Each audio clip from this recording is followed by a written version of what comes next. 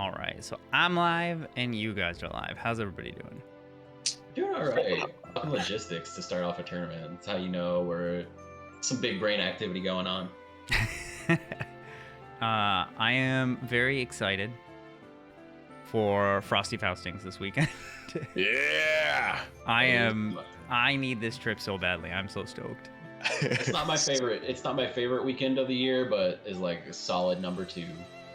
Like What's your first? Is it Combo Breaker? Oh yeah, Combo Breaker for me has always been like a really big.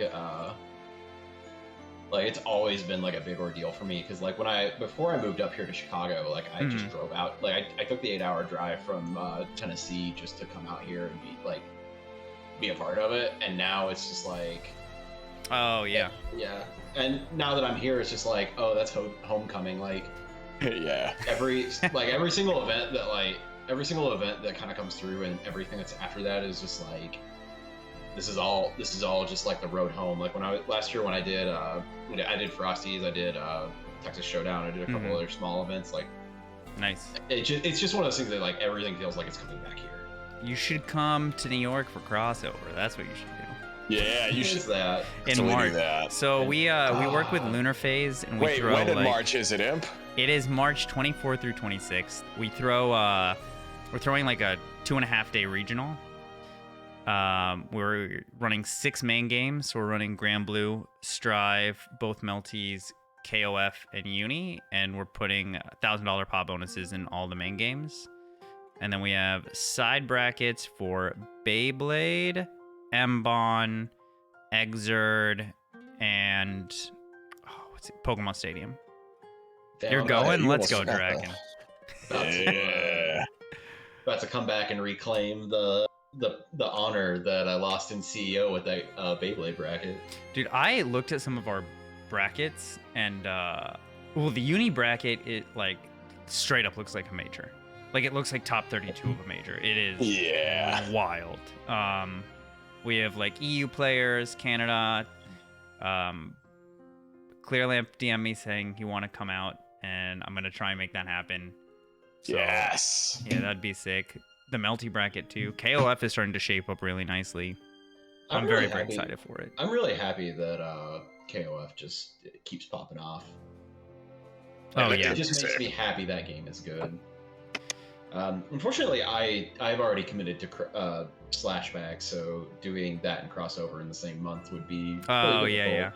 But I know some people are going to Evo Japan too, which I did not expect. That they're like, should have planned around Evo Japan. I was like, why would I plan around Evo Japan? What's wrong with you? Why would I plan around Evo Japan? Yeah, it's just like, it's just ugly. But there's too much stuff going on, you know? Can't plan around everything. There's a lot of really good events right now, so yeah. It's true. Speaking of events, though, we're about to kick off. We got Lunar versus Regale. Let me know how the sound is, chat. And if you need to go play Lennox, you're welcome. I'm gonna watch this one. Uber just finished their round 1, so I'm gonna give them a little break, and then after this, I'm gonna head in. All right, get over to here. Starting off with Paradise Lost. Oh. Yeah. That's how you know we're starting the night off, right? So.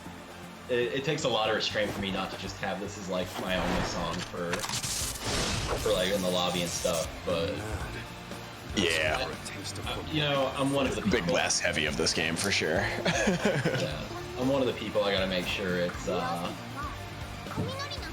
random. That way everything's set up. Yeah, it's the best way to do it. I tend to burn myself out of like the really good tracks too early in these games live, so I decided to start doing that too.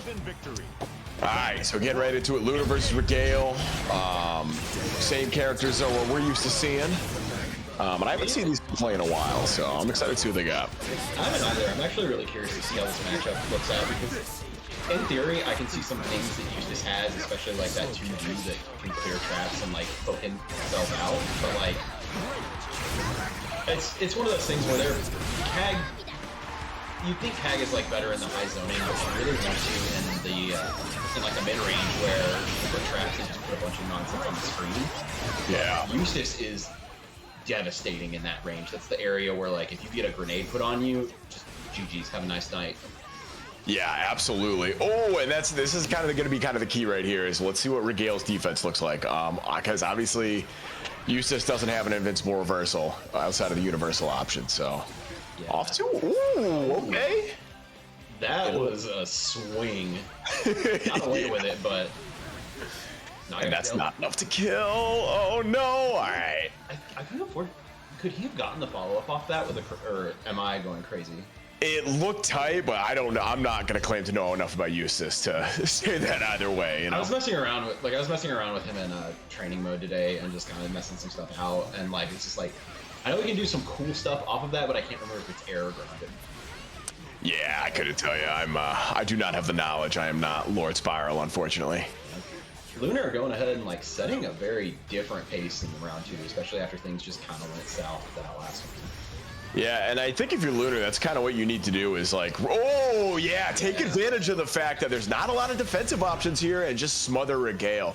And that's a very quick second round going to Lunar. Yeah, it's a very quick turnaround. The one thing I'm like kind of curious about is, was that jump meant to really bait out OD? Because we saw that Lunar had the $100 on deck. Yeah. I saw the 100 meter on deck. No, $100. You're good. You're good. Cashola, $50 a bombo. Oh man. No, I think you're right. Like either way, neutral jump there worked out pretty well. And that's gonna be a big problem for Regale. All right, resets the pressure.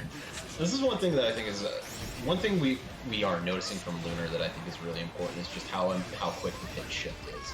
That first round played it a little slow, tried to work things out, but now is swinging. Oh, unfortunate. Just absolutely unfortunate. Oh my god. That was like super clean from Lunar though. Just a quick little forward jump right there, close heavy punish. Hell yeah. Yeah, going back to what you were saying about Lunar changing the pace right there. That's kind of what they're known for in Melty too. Like just really doing a good job of bouncing back and forth between the zoning and the rushdown game. So it doesn't surprise me that they have the mental game down, or pinned down rather, excuse me. Oh, Granblue handshake. Hate to see it. Teleport out. Ooh. One thing I'd really like to see is Regale confirm a couple of these of the command dashes, because we see a lot of the stuff where he's just kind of taking an easier option and using U to back off, but there's a couple of times where it's been hit, and I think there's just a little bit of damage on the table that could really turn this around. Yeah.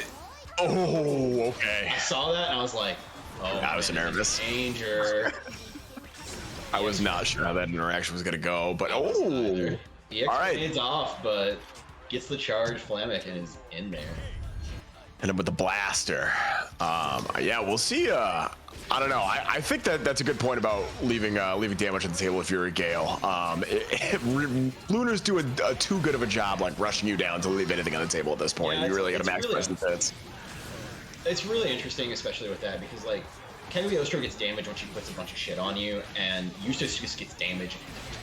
Yeah. If he's got any resources together, like he can take you from corner to corner off a single cooldown. He's got a couple options that just let him do some goofy shit.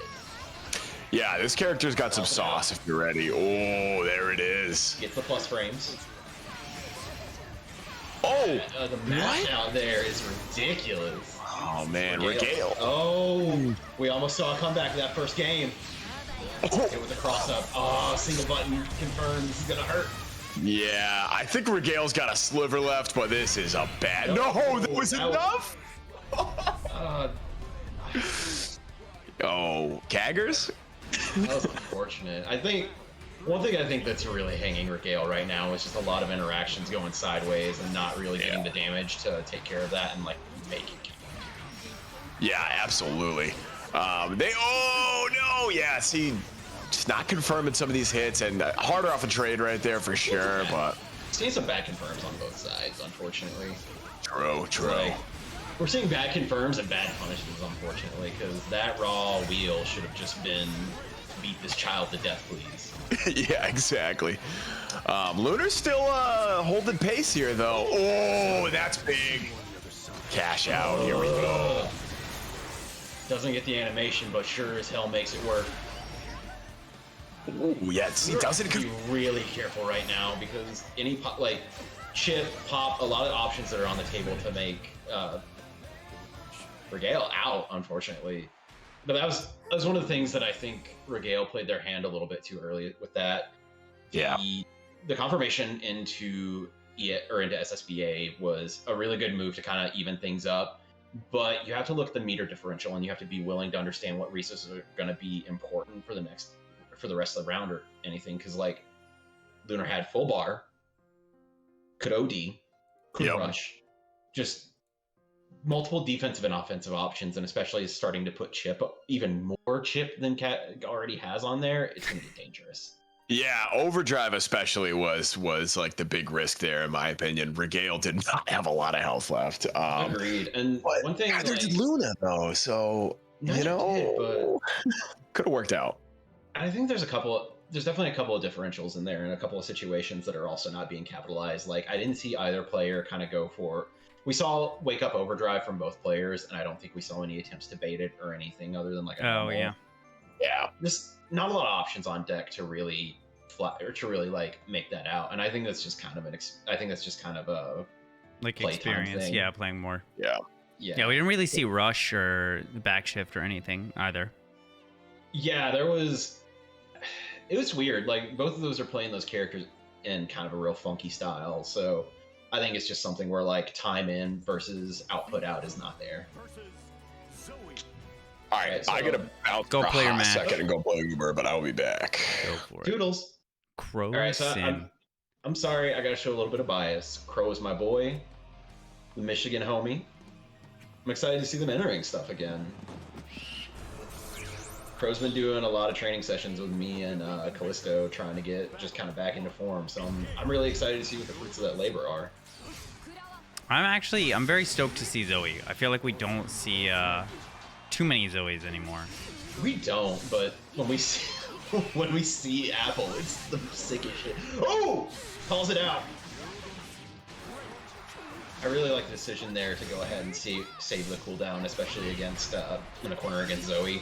You want to keep that pressure. Unfortunately, he doesn't get it, but a lot of these situations are just going real bad for Synn. We see a couple of try to bust outs, and Crowe is ready for it. Mm-hmm. Oh, that's dead. That is very dead. That was it. It was not a quick round one, but it was a decisive one. Yeah.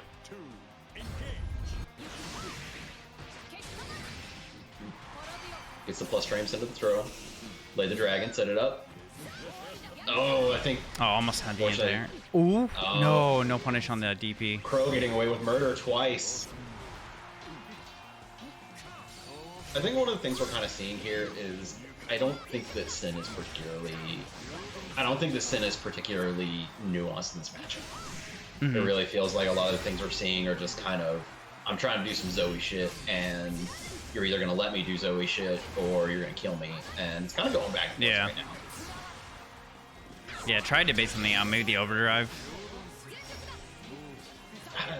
Possibly. But this is actually a really good situation for Bubs to be in, because he's got multiple multi-hitting normals. He's got specials that hit. He can do a lot of shit, but I don't think it's gonna matter. Oh, that's death. Yeah. That's dead. We got the music and everything. Seen a little bit of spaghetti. No way. Oh, no way. Oh my god. Yo, send that to Sajam. Oh my god. Yeah, we got some good fodder there. I can't believe that didn't kill. Both of us just showed our asses on screen and paid for it. I was positive. Oh, it's unfortunate. Yeah, Synn just keeps getting clipped by that EX dive.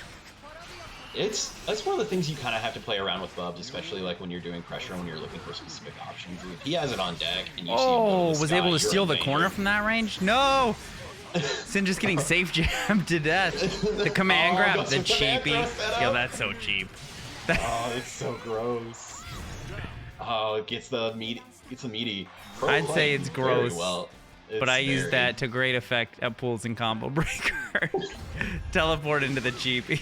Listen, I'm gonna keep it real with you. I specifically play 6 for lower parts of the bracket because I don't want to think. Like, I'm gonna do some real DJing stuff, and you're gonna have to deal with it.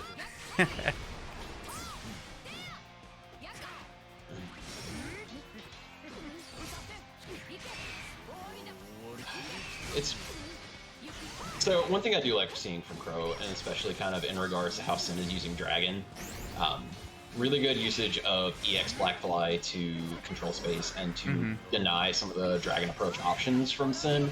But I think we're starting to see a little bit more offense, and now we're seeing some setups. What's the mix? Plus frames. The mix was plus frames. And so I think right here we're seeing really hard counters to OD rather than like an OS or something more simple, and it worked out for Synn because that didn't happen, but it's definitely a round that could have been closed out sooner than it was. But now Synn had the corner, which is where Zooey wants to be. Yeah, honestly, I feel like Synn needs to figure out a way to kind of like stuff or punish some of these dives. They just keep eating most of them. Yeah, it's something where like no. Did we break it? Did I speak it into existence? No. What's happening? Nope, we're good. A little bit of a hiccup or stabilize. That's really unfortunate because that was momentum right there for Synn. Yeah. And one thing I'd really like to see, especially on Synn's side, is like we see a lot of those dives, and I feel like easy input react to the dive with her herky jerky dive kit or herky jerky DP would be. It's not a perfect thing, but it's just also saying like I see you. It makes it so that if Crowe sees that cooldown up, Synn basically can. It's like nuclear deterrence. I'm gonna use my cooldown. You're gonna use yours. So.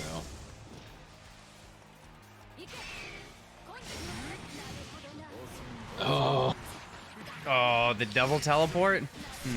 Yeah, that's unfortunate. I think one of the things too that's just really interesting is like Synn is really reliant on kind of using those options to poke or use her Rekka series to poke and to do options from that, and I think it's getting Synn clipped a lot. Crowe going up to set point.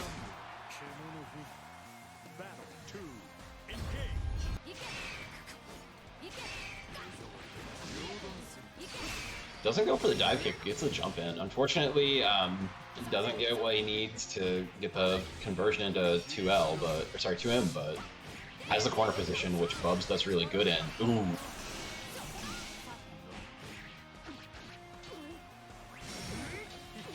Plus frames. He's only plus on the EX dive, right? And like it's spacing dependent for the other two.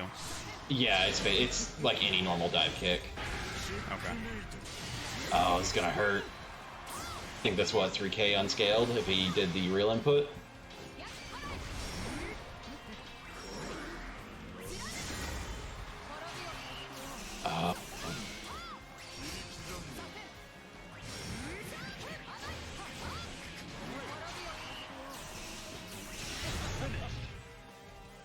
Oh, just the DP to close it out. Yeah, the DP out is a really smart option.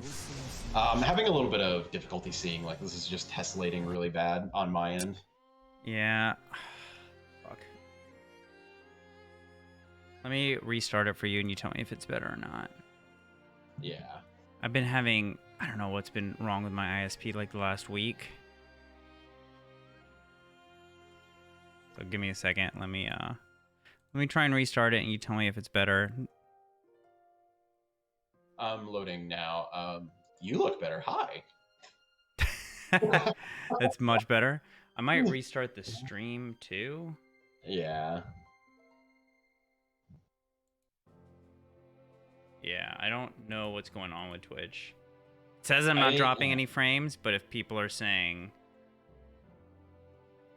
that it's choppy, then I can restart it.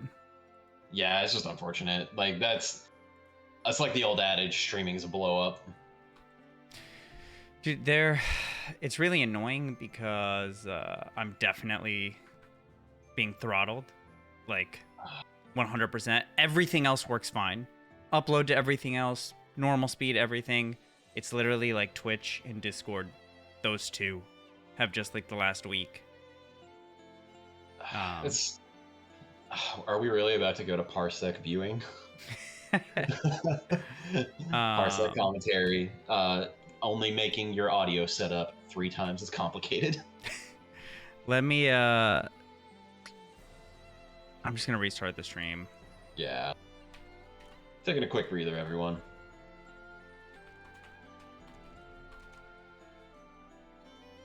It says I'm not dropping frames, but everyone is saying that, Taking a look at how we've had a couple of our losers matches while can they hear me? We should be live again. Okay, I just wanted to make sure. But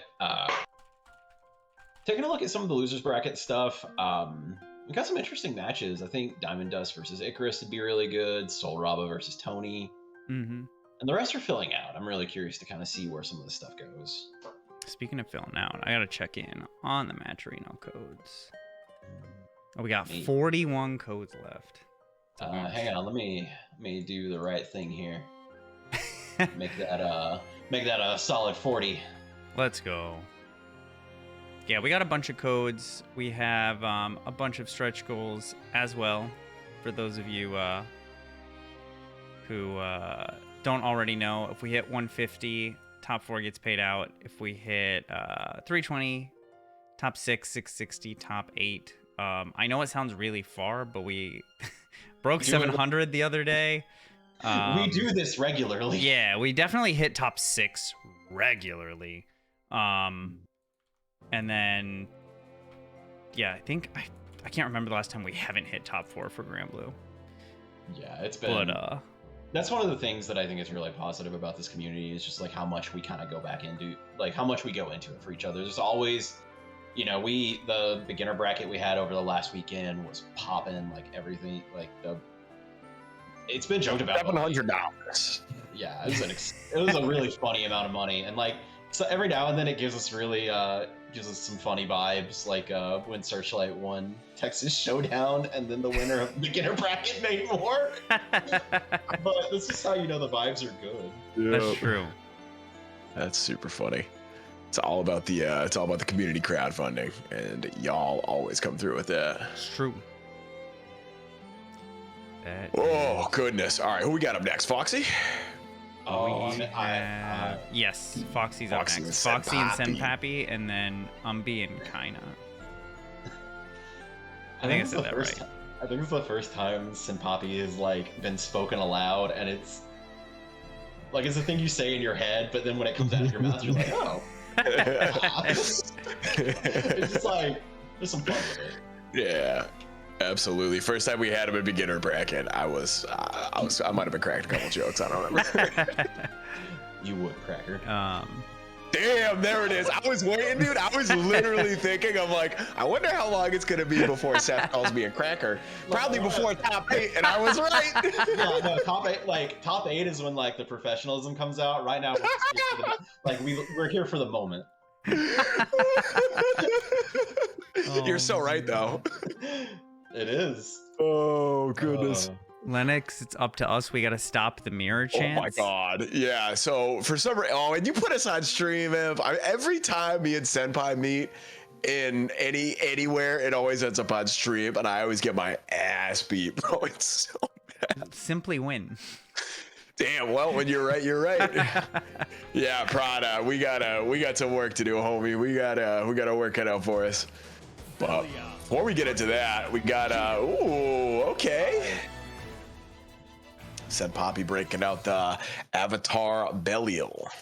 So I'm really curious how this matchup is going to be. I think Fawxy is really strong, and she's put in a lot of work to get better.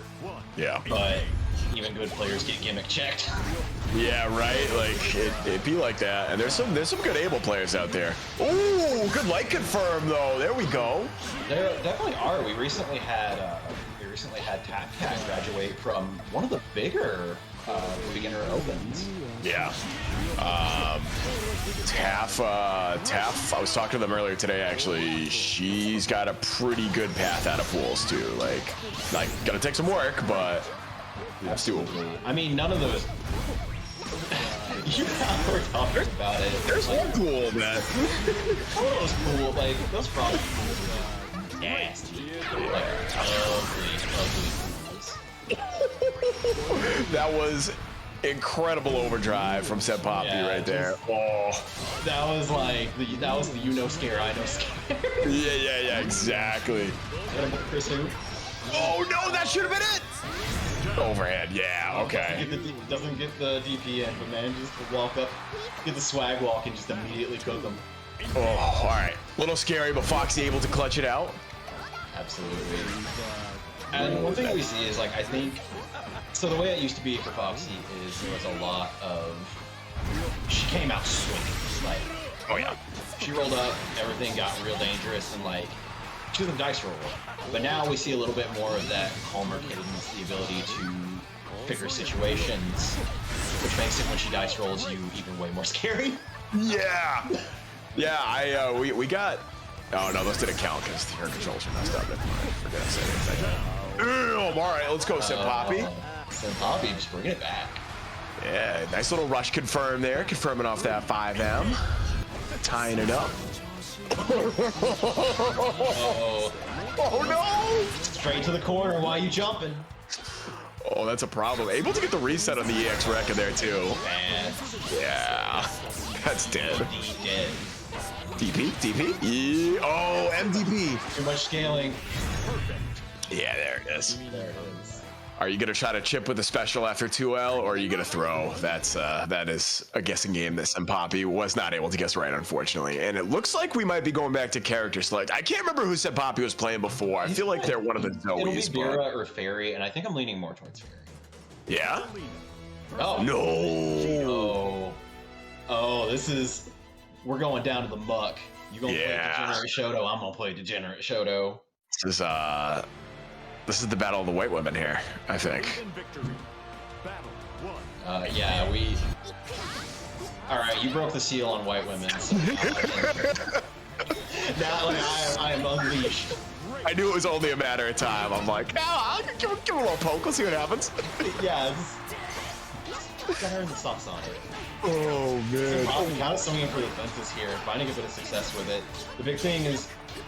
Oh, it doesn't get the punish. I don't think that was spaced, unfortunately, but this is gonna hurt. Yeah, that's big trouble. Reset. Able to get the overdrive off, though. That's... Oh. Was that supposed to be Fireball? Oh, that's dead. Either way. Dead, unfortunate. Fawxy?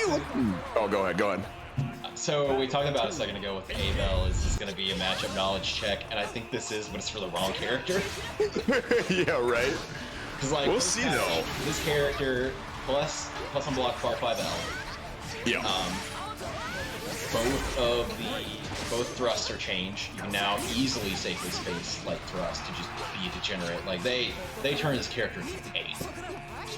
Yeah, I'm a little scared. I don't think I'm in Umbi's pool though, or Cagliostro, so that's a relief. I gotta deal with it.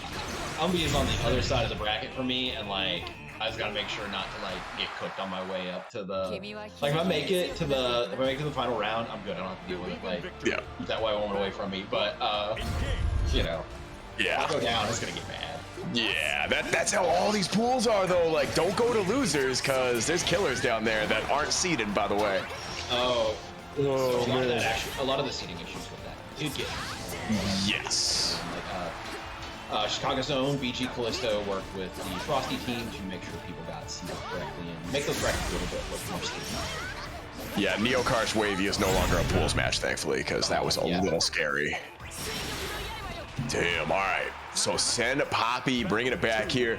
Set point, it really looks like Fawxy has to like try to find a way to slow this down and just be a little more patient on defense because they're getting caught right now. Things, and I think it's something that is probably harder to deal with in terms of learning, playing against Cat now.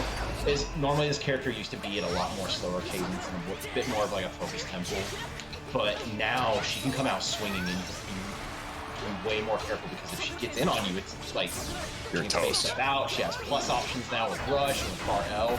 It can go real bad real quick, but Fawxy capitalizing, gets the corner carry. That's the throw too. Oof. Oh, that's gonna hurt. I don't think there's gonna be a good follow-up with this. Gets it, baits it. Oh, there we go. Fawxy showing signs of life. Final game, final round. All right. Yeah, that was a beautiful rush conversion to get out of the corner. And I still can't believe how much carry this character has. Yeah, that was the funny thing about this patch is like Belial, Percival, Djeeta, no changes. Everyone else got the buff to rush for sauce, and it's just yeah. I kind of like it. It's interesting. We'll see how it plays out at a high level. Very excited for obviously Frosty's top 8, but yeah, I don't know. For right now, I think it's gonna be a really interesting top 8 in general, just because like 2 weeks of it. No, this is technically week 3, so like week 3 of a new patch is bad. It's gonna hurt. So not enough meter to kill, but yeah, high low, and there's the throw. I was jump scared. Just Hate to see it. All right, send Poppy showing off the cat buffs, beating Tony and Fawxy. It's really unfortunate, but I think based on looking at her bracket path, Fawxy actually has like a really good kind of. Fawxy definitely, I think, got a run in her tonight. Yeah. I don't, I'm looking at this. I don't really see a whole lot of issues with her advancing. It's just a matter of like, oh, she's gonna have to fight the loser of you and SenpaiSpyder. So yes, or Blue. Like Blue's not free. Blue took a game off Kilo. Don't forget. Blue is not free.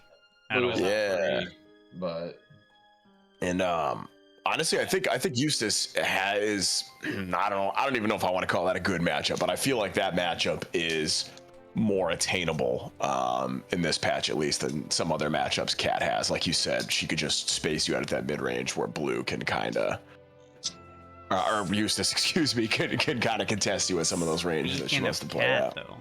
We're about to see another Katalina. Yo, this is it, yeah. So we haven't seen Kaiina in a minute either, which I'm real excited about. Yeah. Oh, do we have Kaiina? We do. It's gonna be Umbi versus Kaiina. Yeah. Ooh. So hopefully we're gonna see some Bubs action because I believe Kaiina, unless there's been a character switch that I'm not familiar with, then Kaiina is still on that Bubs, I believe. Yeah, I'm really excited to watch this match. I'm always happy to watch Kaiina. Yes. I'm always happy to watch Umbi, but Kaiina coming back, some good vibes. It's how you like all the warriors are coming home. Yeah. Nature's healing. It is. There was a couple options for round 2, but this was the one I'm like, we have to see this one. We gotta. I wanted this, and man, the colors coming back. I've seen this so many times. All right, here it is.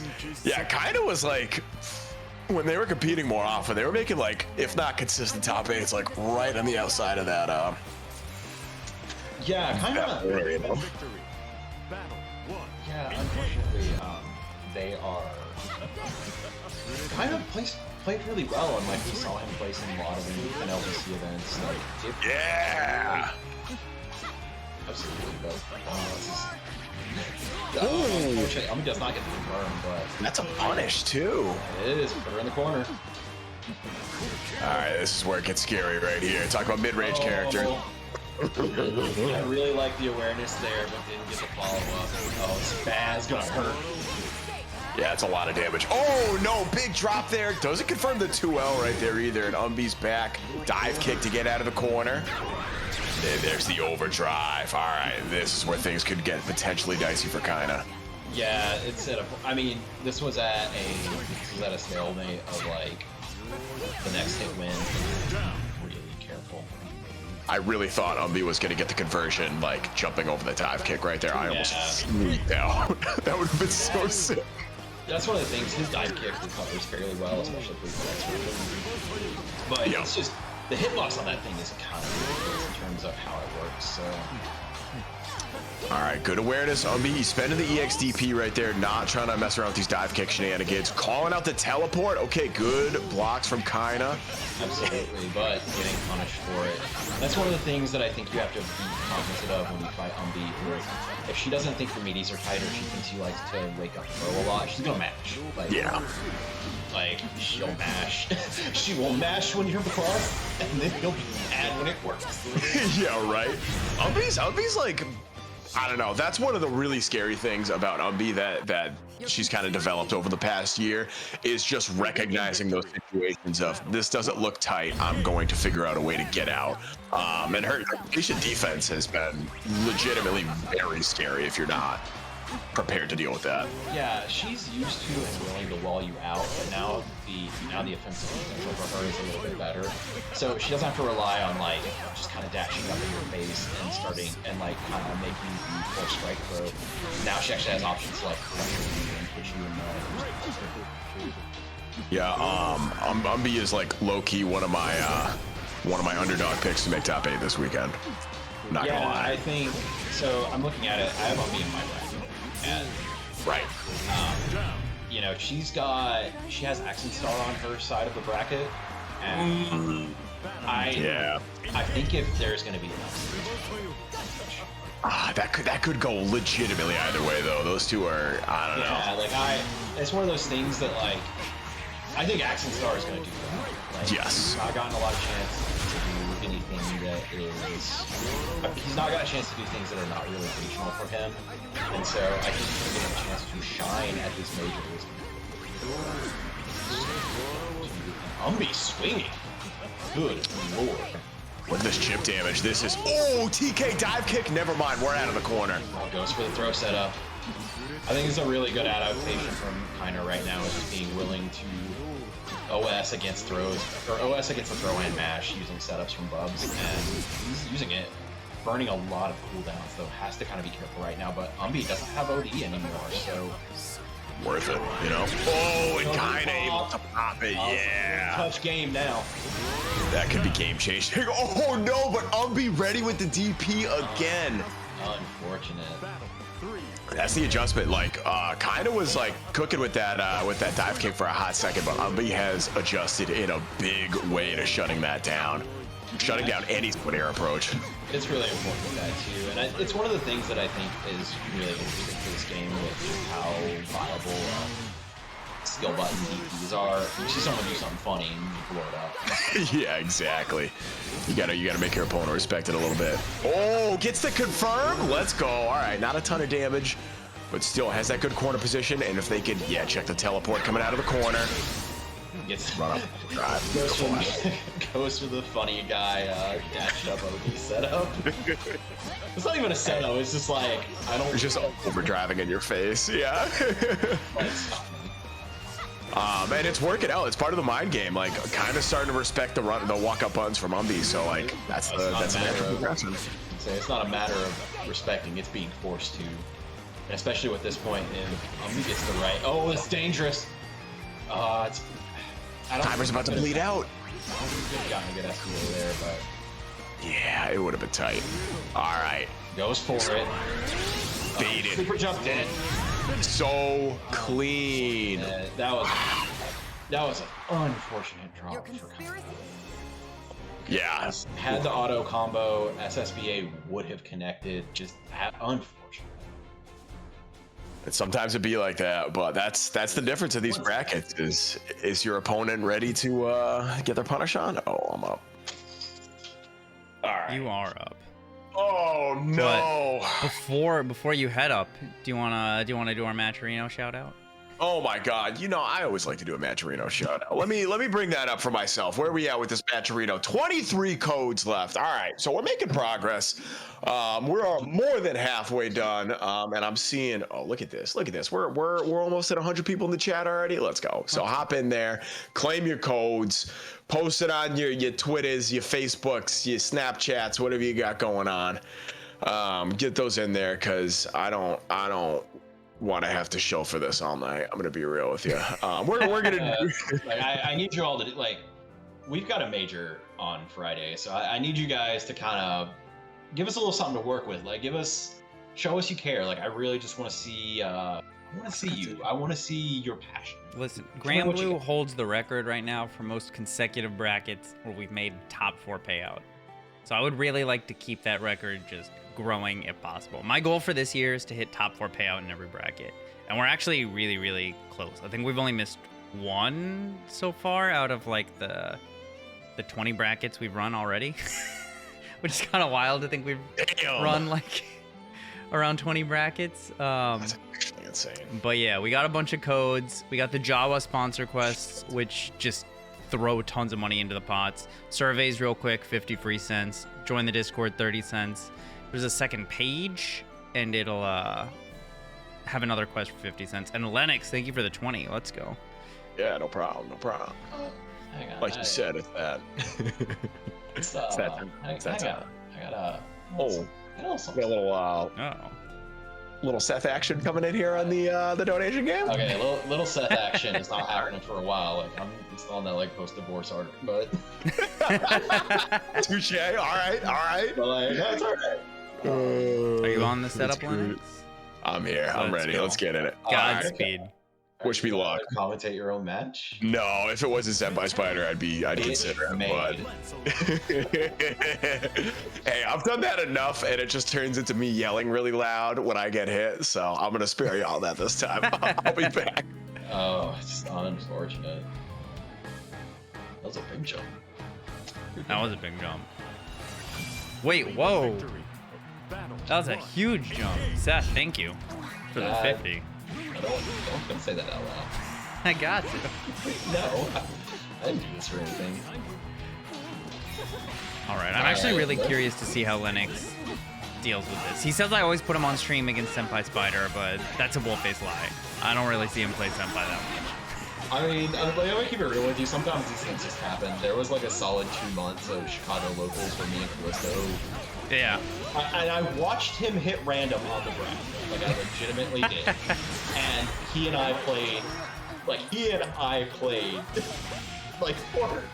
weeks in a row of just like the first match. So at this point, it's just become a bit of a meme. And, you know, eventually, when we did the NA North event, he and I also played first round. So sometimes you just get cooked with RNG, and I think it's gonna happen here. But Lennox just bolting on in with the Lancelot, he gets the low after it. Oh, that cross-up was cheeky. I like how Lennox is kind of using, not dive kick, like that advancing low to just kind of like snake under the butterflies, but I don't know, I feel like not really threatening too much off of them, and then every time he tries to jump, Senpai is just ready to anti-air. Yeah, the unfortunate thing is outside of some, like, Lance does have options to alternate his jump, but at a certain point, Metera anti-airs cover a fairly wide array of moves. So if you're not careful or you're playing a little bit, you get bullets. But Lennox gets the hit he needs. Is he gonna set the fireball? Oh, doesn't get the follow-up. Oh yeah, right back to neutral. Slowly losing that position he fought so hard for. Oh, nice rush. Oh, that's unfortunate. That really was.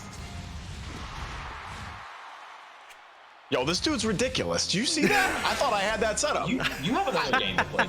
Get out of here. Yeah, one more game. I'm blown at away least, by that. At least one. Clip that. Play your game. Like, come on now. You're not Bronson Tran. If you're not gonna go for the whole thing, don't like drop in. Commit, one way or the other. Yeah, like I need you. Come on, like you gotta be committed to it.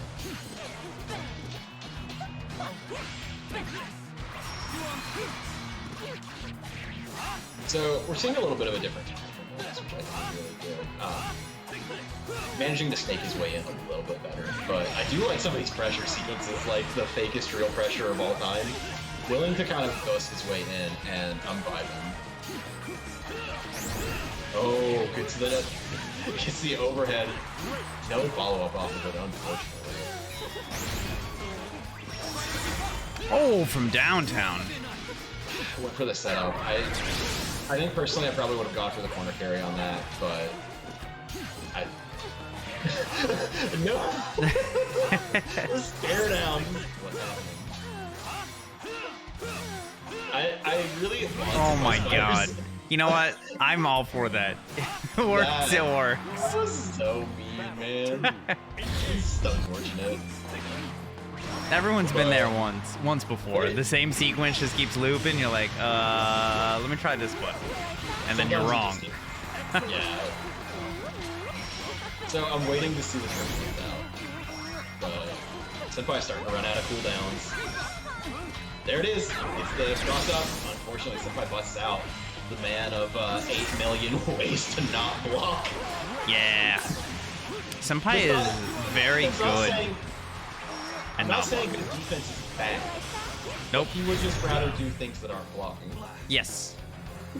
I've said this a bunch on stream, and I'll say it again. I think the way Senpai uses Zephyr is probably the most interesting to me out of any Metera. I have no idea how he knows the exact right moment to use it, but he never has to like hold extended corner pressure. Yeah, he's really good at kind of looking for options to get out, and I think it's really important for how you playing Metera. Because at a certain point, if you run out of meter and you're just sitting in the corner, you're getting your ass beat. But unfortunately, that's just. It's the way that she is right now. She builds meter really well. It's the loop. Yeah, the double overhead. Lennox keeps going for that setup and unfortunately drops it. And like, I'm gonna call it right here. I think that's the set. Oh, the cross up. Yeah, gonna cash out. Not quite. Oh, that's dead. Yeah, that's dead. That's super dead. I don't think I've ever seen her. No. All right, we need to see that animation anyway. It's all right. I like how the sound keeps going though. That's my favorite part of that. The sound keeps going. Like she do be yelling. She do be yelling. GG's to SenpaiSpyder. Always a pleasure, even when you beat my face in. Good stuff. Listen, you got some good hits in. I think if you hadn't dropped that last setup, you probably would have won. Yeah, I'm not gonna lie, I tilted pretty hard when I did that. You did it twice. I know. No, and it's. I'm gonna bust you a little bit, but like I'm not gonna sit here and act like I don't go for Seox 2L 5X after Fireball in like 3 to 4 frames of delay. Yeah. Yeah, like, that's I'm not gonna sit here and deny that I don't also do stupid things because I think I'm nice. Yeah, right. Wait. And that's a new setup for me too. I just learned that like this past week. So I've literally, I think I played like room games with somebody last night, and I don't think I hit a single one. I'm blaming that on someone else. Did we get a donation? We got a couple. Oh, okay. Dreamcastaway. Thank you, Harper J. Yeah. Former Kotaku writer and insane donators. Yeah, we hit the top 4 payout. Let's go. So now I guess we're halfway to top 6 payout. So for those of you that don't know, Harper is Blue Rogue. Yes. Yeah. Also, we still have 14 codes left. Almost 100 people watching. There's at least 14 of you that haven't claimed codes. So visit the link in chat. Click the blue button on the right-hand side. Giant claim code. Free 25 cents into the pot. Quick and easy. Get your money in. You don't even have to pay money. True. Taking a look down at the losers bracket right now. We've got our first losers top 8 qualifier in Synn Poppy. Yo, let's go. My man's cooking. And Poppy made it. Oh, beat Uber. Yo, and Lunar. Damn.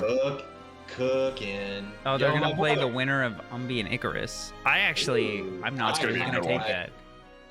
Yeah, we should grab that one. I want to see that. They haven't played. Wait, Prada on Djeeta? Yeah, Prada for this matchup a lot, and I think I understand it. For a bit, he was playing 6, and I was also playing 6, but especially after the post patch, I've been playing Ladigo more for this just because we're corner carry. Like, I understand, like, being able to corner Metera very quickly at a single interaction is... Yeah, makes a huge difference. Yeah, Prada's definitely said, like, Djeeta's not quite where she needs to be yet, but, like, it's already starting to feel better than 6 for this matchup, so... I mean, that's the important thing about it, is yeah. in terms of how you feel about these matchups and how you do. And Djeeta is not particularly like a difficult or nuanced character. It's, do you do B and B A or do you do B and B B based on how fat they are? Yeah. Like A to B to C. The rest is just like pure skill. Oh, runs a little too deep, unfortunately. This is still anybody's game down to the wire right here. The sweep! Oh no, there's a ship range right here. Oh no, 2L or 5L poke out? Incredible. I cannot believe that worked. I am really into Prada's new life as a Ken player. Hell yeah. Agreed, agreed. The meaty DP for the chip, I'm here for it. Oh, Didn't exactly work out that way, but I understand. There's a vibe to it. Yeah, I can see Prada being Oh man. All right, Nekotech's bringing this one back, and that's gonna be not quite dead. Does it set up the butterflies? Oh, cooldown. Yep. Yeah, there they are. Just wants to play the keep away game. And Prada pretty much gonna have to find a spot to overdrive. Okay, we got a chance. Beautiful. That stand heavy. Oh, right in her face. You gotta be really careful with that, especially against Metera. If you don't keep the pressure on her and keep it consistent, they're just gonna start mashing that 2L because the hitbox on it is like low-key ridiculous. Pretty busted. It's got really good range. It's like standing low, I believe. Yes.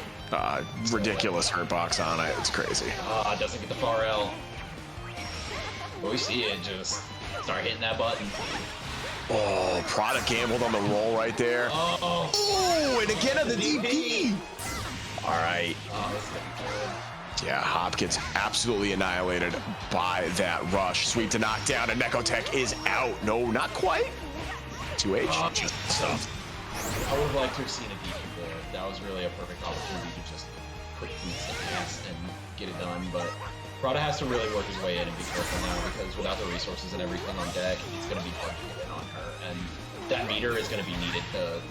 I think that meter is going to work over. Or he's just going to hit some shit. Oh! This might be dead. I don't think so, but it's going to be very close. All right, we are in throw range. No, builds the 50 meter for the rush. That's crazy. Overdrive. The pop out is a bad place for Prada to be in. Unfortunately, I don't think there was any routing that could have gotten that. No, and Prada still gets it. The standing heavy of the gods.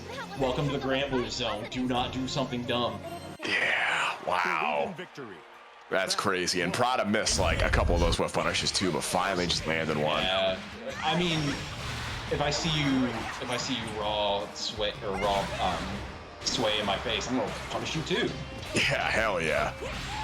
But all right, Nekotech taking the early lead, gets the jump in here. All right, no butterfly setup, drop the combo. A little unfortunate there. Gives Prada a little bit of an opportunity. Prada get the follow up on Rekka both times, even though that's unsafe as all get out. Yeah, Prada's playing this very confidently. Yeah, I think it's something that like we've seen this go to a bit of a slobber knocker, but I think that's just kind of how this matchup goes sometimes. But yeah. Now it's once Prada is actually in there and doing his thing, I think he's holding down really well. Oh, go. I'm not sure which spell. Oh, it was a DP. Unfortunately, just didn't get the right angle on it. Look at that freeze frame, just absolutely moving right over that projectile. That is insane. That's just 100% like the fuck around and find out vibe, but yeah, Prada is gonna hurt bad, and Nekotech's about to build a lot of meter too. Yeah, doesn't get the setup. Back it off. Ooh, okay. Kind of lucky Prada didn't get punished there. I'm mashing. What are you doing? Reset with the Rekka. Here we go. Back into the corner. Plus range. Overdrive. Prada out here trying to play Street Fighter 5 neutral. Gets hit with OD. Hate to see it. Oh my god, that was raw. Oh, doesn't get the walk. No. Yeah, doesn't get the walk up. Still. I think I understand it's really important for Prada to... I think it's really important right now for Prada to kind of keep meter to close this out, but unfortunately bets it all on a not plus OD and gets blown up for it. Yeah. Wow, alright. We're going to final game right here. Yeah. Still either way. I think right now what I really want to see is Prada's going to have to make some minor adjustments. I think he's letting Nekotech scramble a little bit and drag him into scramble situations, which with Metera's options, I think she's going to do better in. Yeah. Djeeta's going to have to, I was about to say, she's going to have to risk a DP, but manages to make this count. Prada, like, in general, is a pretty good scrambler, though. Oh, no! Blocks the overhead. Into the rush, too. I do think Prada is good at scrambling, but at the same time, like, you don't, like, it's like when really strong rush down characters try to fight grapplers. It's just like, why would you pick the thing that puts them in their kill zone? Why do you want to scramble with this character? Yeah. Scrambling and then killing. That's absolutely how I feel about the Lancelot matchup. I think Prada's starting to adjust a little bit better this round, and I'm really happy to see it. Yeah, we're not seeing as much whiff stuff in neutral right here. A little more thinking about, oh no, that's a punish. Oh, gets the reset. Get out. Yeah. Prada getting a little too happy with the DPs in those setups, but he's put in a bad position to wake up OD. Yeah, Nekotech didn't have butterflies there, but now they do. They're out. Now you gotta hold this. No way. No way. Okay. Alright, that was... He has it. Let's go. Oh, Prada was an OD, even if he did the easy input version of that, like... That would have done mad damage. Oh, really? It still gives you the rave input when you're in overdrive? Yeah, it does. Yeah. Oh, that's nice. That's the big thing about when you get, that's the big thing you get when you get into, OD is that easy input supers have the same property as normal supers now.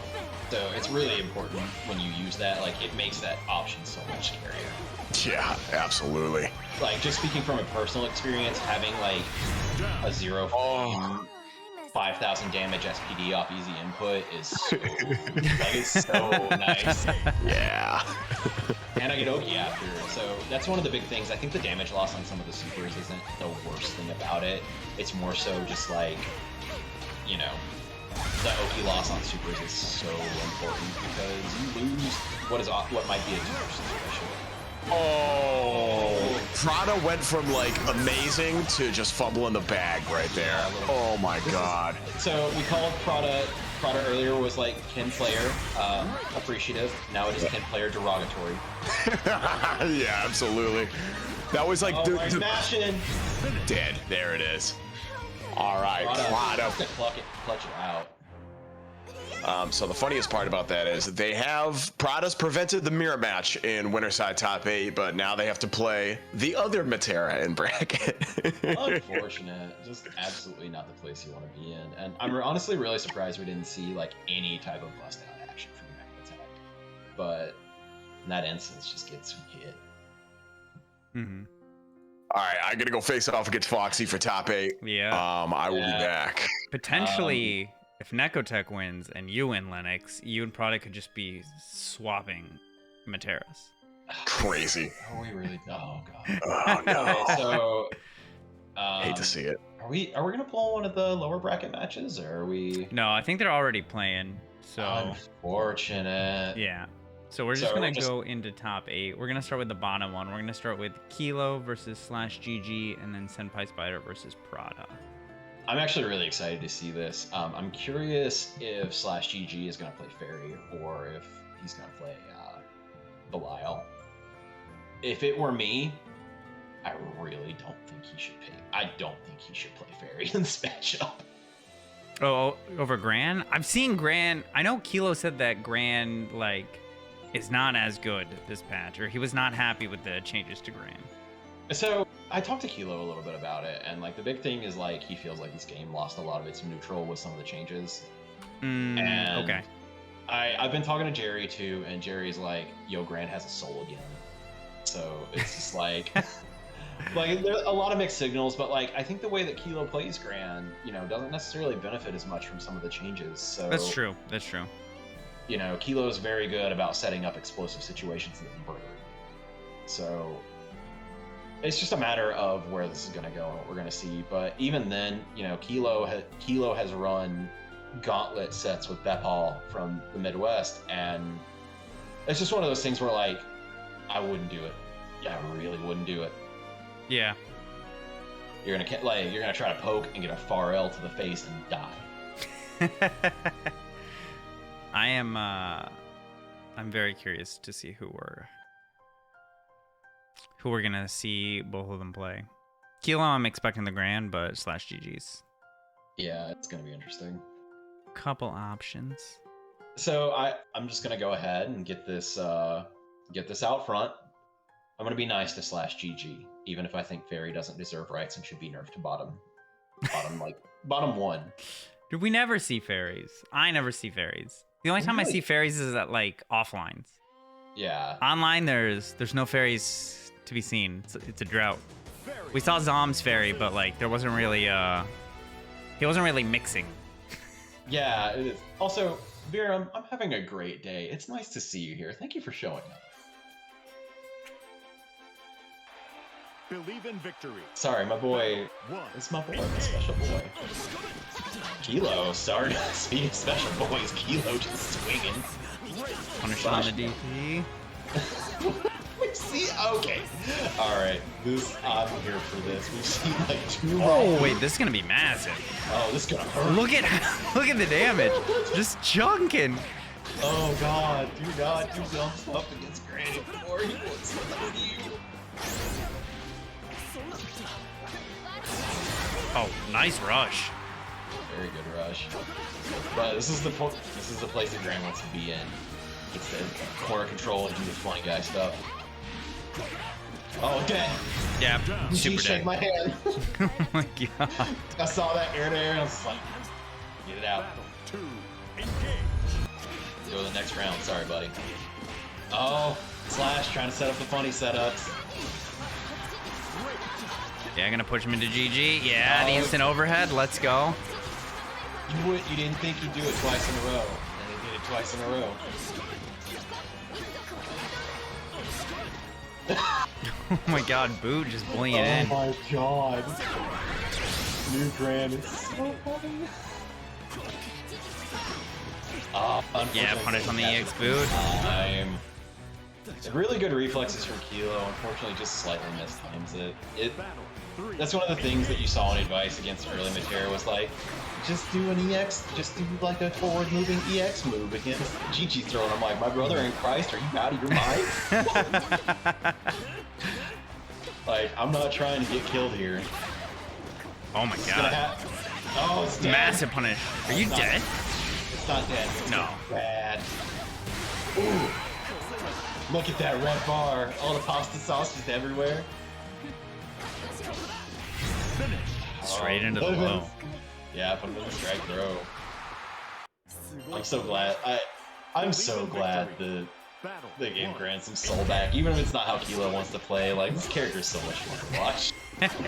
He is fun. Although Kilo's Gran has always been fun to watch to me. Even when people are like, oh, they nerfed Gran to hell. Oh, the way Kilo plays, yeah. Cooldown cycling. Oh, it's gonna connect.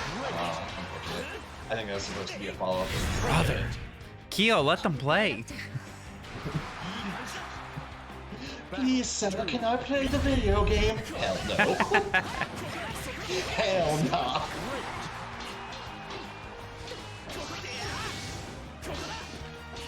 And this is the thing we've seen in the set, is like, Slash will try to get started, get hit, and just, it's so unfortunate. And at this point, it's just like, oh wait, something real bad's about to happen here. Ah, doesn't get the follow-up, unfortunately. Dead. Oh, the drop. Good tag. Going with a dive kick. There's not a, unfortunately there is. Oh my god. This is what I just said.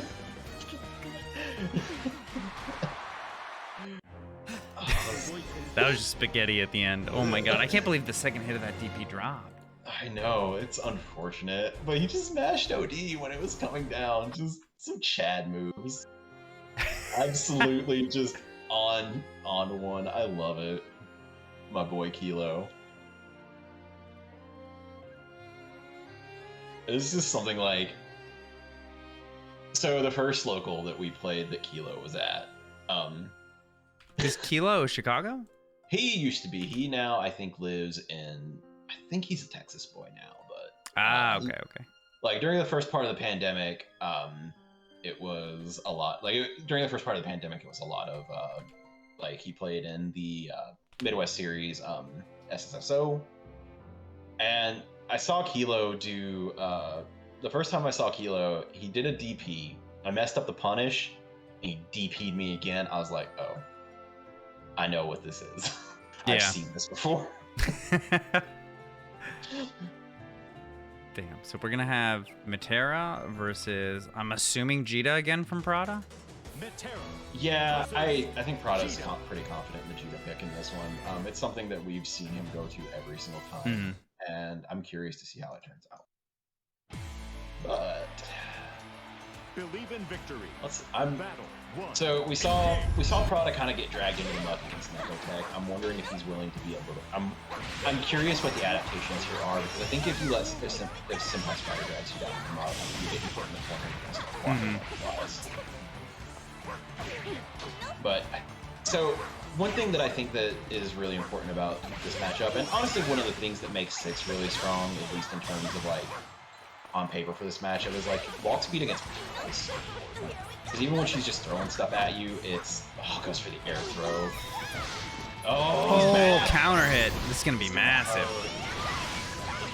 Enough meter to get. Gonna go for the safe jump? No. Okay. Medio D. Yeah. Oh, gets punched. Oh, gets with some mix. This man's about to get like just pushed too bad. Oh my god. Oh, the easy input. You know, I get it. I used an OD. That should have done it for him. That's unfortunate. I don't even think that was so much. Just like distance. Yeah, I think it was distance. It didn't get all the hits. So. Yeah, so it didn't go into the rest of the Raven put. Yeah, I don't even think it got. So I don't even think it got the full animation or all of the. Oh, great 2H. Just 2H Metera, it works. Clearly. That's rare though. I feel like I can count on one hand the number of times. There we go. Come on, man. Yeah. So this is really interesting to me because I feel like the Metera players we generally get like Senpai, Cello, and Neko, and I feel like all three of them play Metera like pretty differently. So it's very interesting. Yeah. That's something I had to learn the hard way. Is you really can't use one to train for all of them. They all have so different styles. Like, we were all cracking up during NA North Finals, and SenpaiSpyder like, yeah, I'm gonna play style things. I was just like, oh, this makes a lot of sense, actually. I think Prada was bait. I'm really hoping for the bait against OD, but doesn't get it. Oh, it's gonna hurt. Doesn't get the follow up, unfortunately, but goes for it. Senpai taking game 1.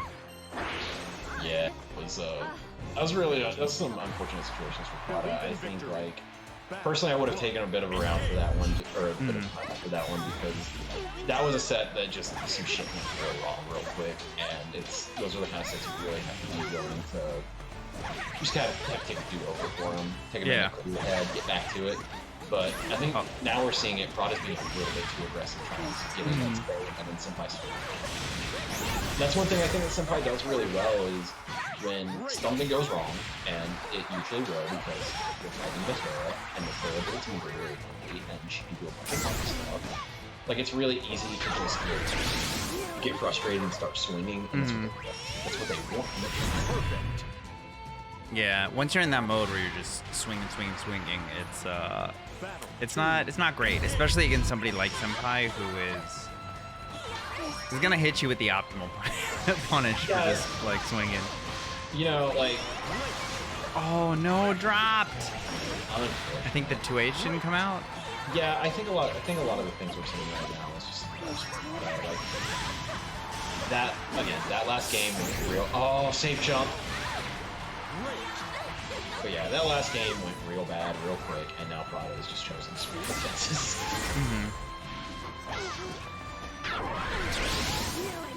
Oh, gets OD'd out. Oh, good anti-air. He's gonna get the full combo. He's gonna hurt. Senpai, oh, that's it. Yeah, that's Sorry, it. You can't do that, man. I'd wait till she hops and DP her, but it's unfortunate. Prada down but not out, going down to the losers bracket. We're True. gonna have Kilo versus SenpaiSpyder on stream in winners finals. But let's take a look down here in losers finals. We've got half a side that's not even decided yet. What's going on here? Yeah, I think God. they're playing, me. but it's taking a minute. Yeah, it's well, Lennox is back and sounds emotionally defeated, so I think we know how that went.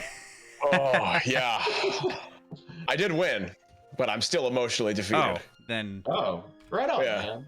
let's go. Hell yeah. It was close. I was worried when I dropped the hit confirm into SSBA to win the set, and I'm like, this could be bad, but I brought it back. Oh, It was boy, close. Lennox cooking. Top 8, baby. Here we Oh. go. Now I gotta play another Metera player. Speaking of It's all right. cooking, we got to cook the rest of the match Reno codes. We got 9 left. How do we have codes left? I don't know. It's crazy. We got the so many slew of people in chat. donations, then everyone's like, we don't need to do codes. It's not how it works. Finish the code. Yeah, we're Finish gonna, come on, it's like Halo 3 said, you gotta finish the fight. Come on. Man, just hearing somebody say that, I get like such a visceral emotional response to like, hey, 2007 when Halo 3 came out. Oh my god. Yeah, no, there's like that emotion, like that like decades old emotion of just taking just like skipping school to play Halo. Dude, But- so senior year of high school, Halo Reach came out, and I had it down to a science where I'm like, if I can go home on lunch, I can get 2 free-for-all games in before I have to go back to my Dude, next class. I mean, Alright, I I feel like gotta- so many people had that at that point. Also, we have top God. 8 fully set. Lennox, you're a year older than me. That upsets me. Yeah, I'm an old man. Sorry. No, you guys are young. I think I'm older than both of you by You far. definitely are. All right. let's all just in a show of unison dry snitch on ourselves. Yeah. Next you start.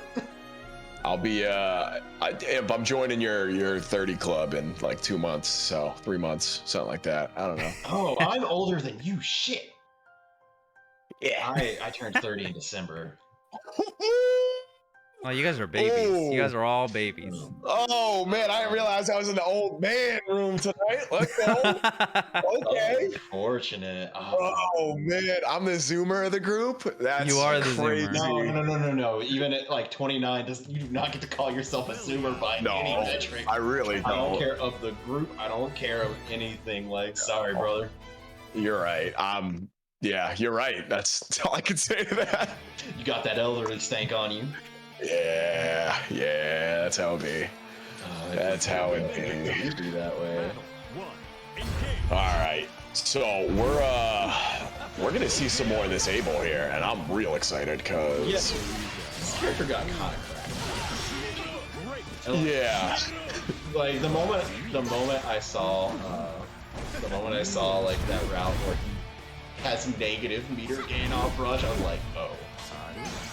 It's just like that moment of things are bad. we are collectively in danger. And I'm curious. This matchup is probably funny because like Katalina does so much damage, and this character burns hell. Yeah, this has the potential to be a very, very volatile matchup. Both these characters have some snowball potential. I said it in the chat. We're gonna see a touch of death tonight. I'm here for it. Oh, I hope so. I'm gonna be so ignorant. Yeah, I'm gonna. For the zoning. Oh, that. Yeah, that's a huge knowledge check for this character. Yeah, Umbi unfortunately OD, so can't chip out. Meanwhile, Senpai. Poppy is 100% in danger. Yeah, this is chip range right here. Oh no! Oh, Umbi Spot dodge that. like had the right idea too. Played it patient, wait for that right spot, but I don't know. This is we're gonna see more of an adjustment from Umbi. Good news, we're in the touch death range. Yeah, right. Wait, no, Umbi doesn't have 100 meter. Then we would be 100% touching death. Oh yeah. All right. P. It's Senpai. This health deficit is starting to look brutal. It's gonna get dangerous. Oh, especially like Umbi could afford. Oh, but unfortunate. This is you're approaching DP range right now. They're both in a range where the next hit will kill. Yeah. Overdrive just barely connects. That's crazy. This is gonna be very close. Is that dead, Seth? Is that dead? Be honest with me. I don't think so. It wasn't an OD and it was a single hit. True. Okay, yeah. I told you. You're right. That's why I asked. I'm never right. Yeah, I was. I'm DP right now. Yeah, please. No! Oh man, that was crazy too. SenpaiSpyder like did the sway, and Umbi just like deadpan was like, "I'm gonna give you another one. Like you just chill for a minute." Like, that was like the Texas Showdown, and Umbi unfortunately pulled too fast. Happens, you know. But this is game 2. Umbi like starting to see a little bit of an adjustment. Oh no, back throw. We're into the corner. There's the DP. That's what I want to start seeing more of. The unfortunate thing right now is I think Umbi just needs to really slow the pace a little bit because she only really needs one hit to win. And that's kind of the like if you look at the life deficits now, most of the life gone was like up in the track and just That's it. yeah. Oh, that's not it. That is brother. Bust out. What's gonna happen? Woo. So this is kind of what we saw last game too. Like SenpaiSpyder was able to bring it back, but yeah, just wake up 5-0. You cannot mistime your meaties on Umbi. She will kill you for it.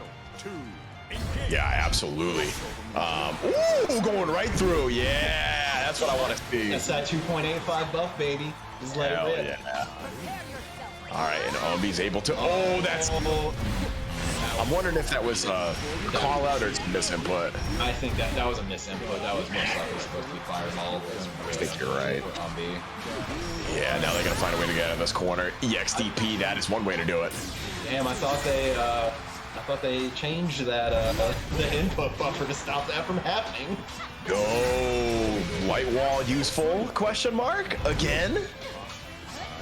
This, all right. So like we were at a one-touch game from very early, from like halfway through the set. We are at like half a touch game now. Yeah, this is getting quite scary. Goes for the command throw. There it is. Now Umbi tying it up. All right. Now I'm curious if we're gonna see the switch from Stop. No, goes right back in.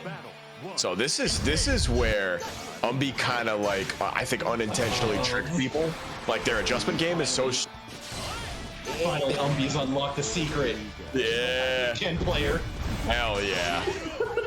Oh no, gets frame trapped though. Stuck in the corner. Big yeah. Oh yeah, dangerous. Oh, get There the 2 it hits. is. It's gonna hurt. There it is. That's another big knowledge check for this character. Shout out to Umbi for putting the work in with that one. Got to know the timing. Oh, gets the 10 hit. You are dead.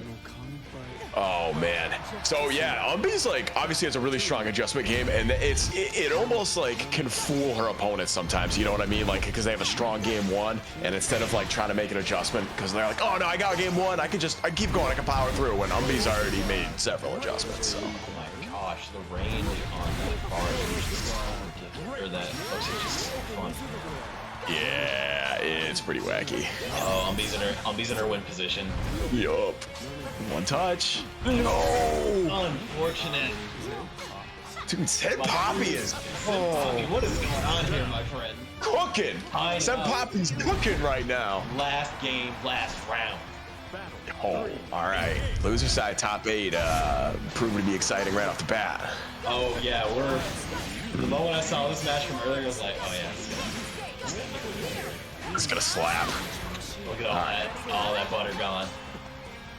Umbi 70%. Oh no.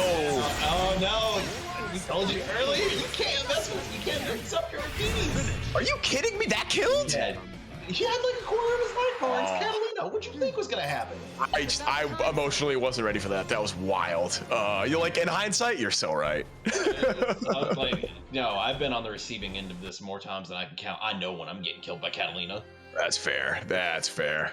Do you know how many times Callisto has looked me dead in the eyes as the combo finished? Do you understand how loud that man has gotten to me?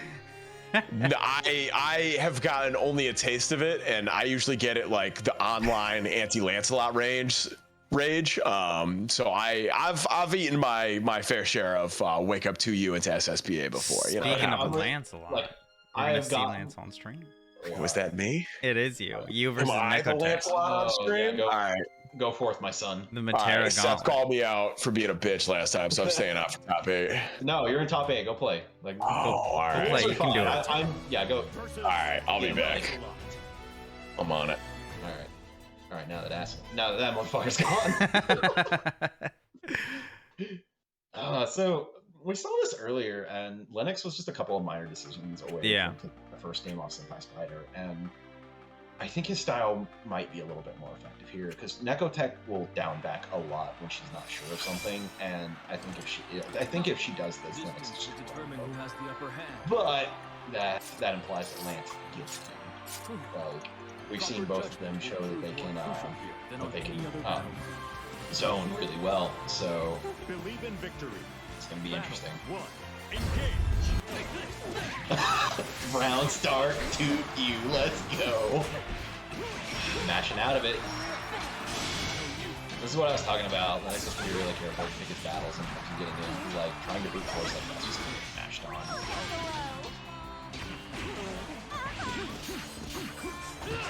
Oh, gets the air my throw. god. I don't think I've ever actually seen that air throw animation. Oh, You're like, I've seen it too many times. Like many things, I have seen it. Oh, my brother in Christ, you could have 2U'd there. It was a free 2U.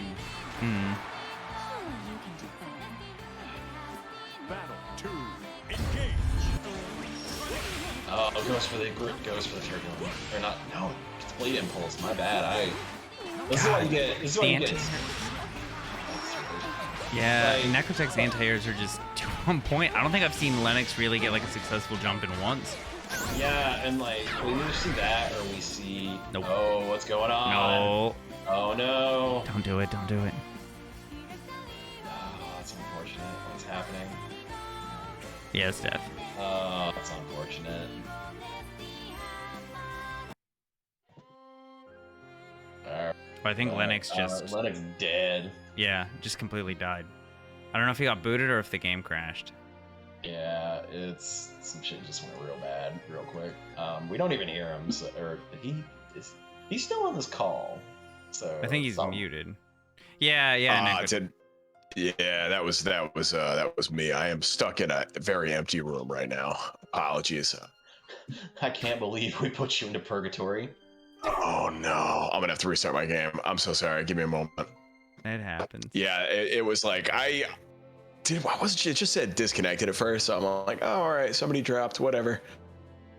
Yeah, it's just dropped frames and dropped into the shadow realm. We'll come back. We'll give Nekotech the first round since she was already up. Yeah. Oh yeah, definitely won the first round. All right, Yeah, we're gonna try that again. Hopefully everything goes well, God willing. Yeah, if it drops, honestly, like I'll just DQ. It's whatever. If I drop like consecutive times, then that's what we call a me problem that I'm gonna have to figure out. I feel that too hard. Got that. Can you got that Boston internet? Oh, it's even worse. I got that Maine internet, brother. Oh, you gotta pull crabs out of the internet tube.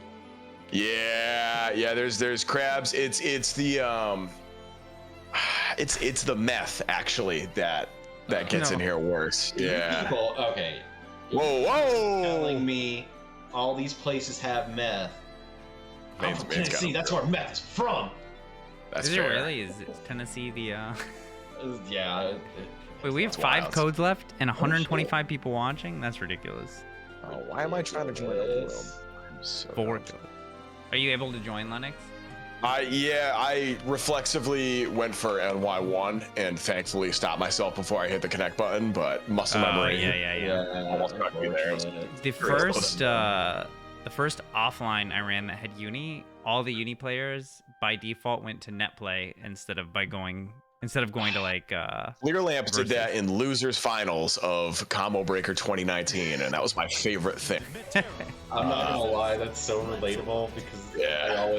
I instinctively went to training mode in Street Fighter anytime I got on a cab, because that's where I launched ranked matches out of. Dingle Boy, thank you for the $3. Crowe, thank you for the $10 to the match ring.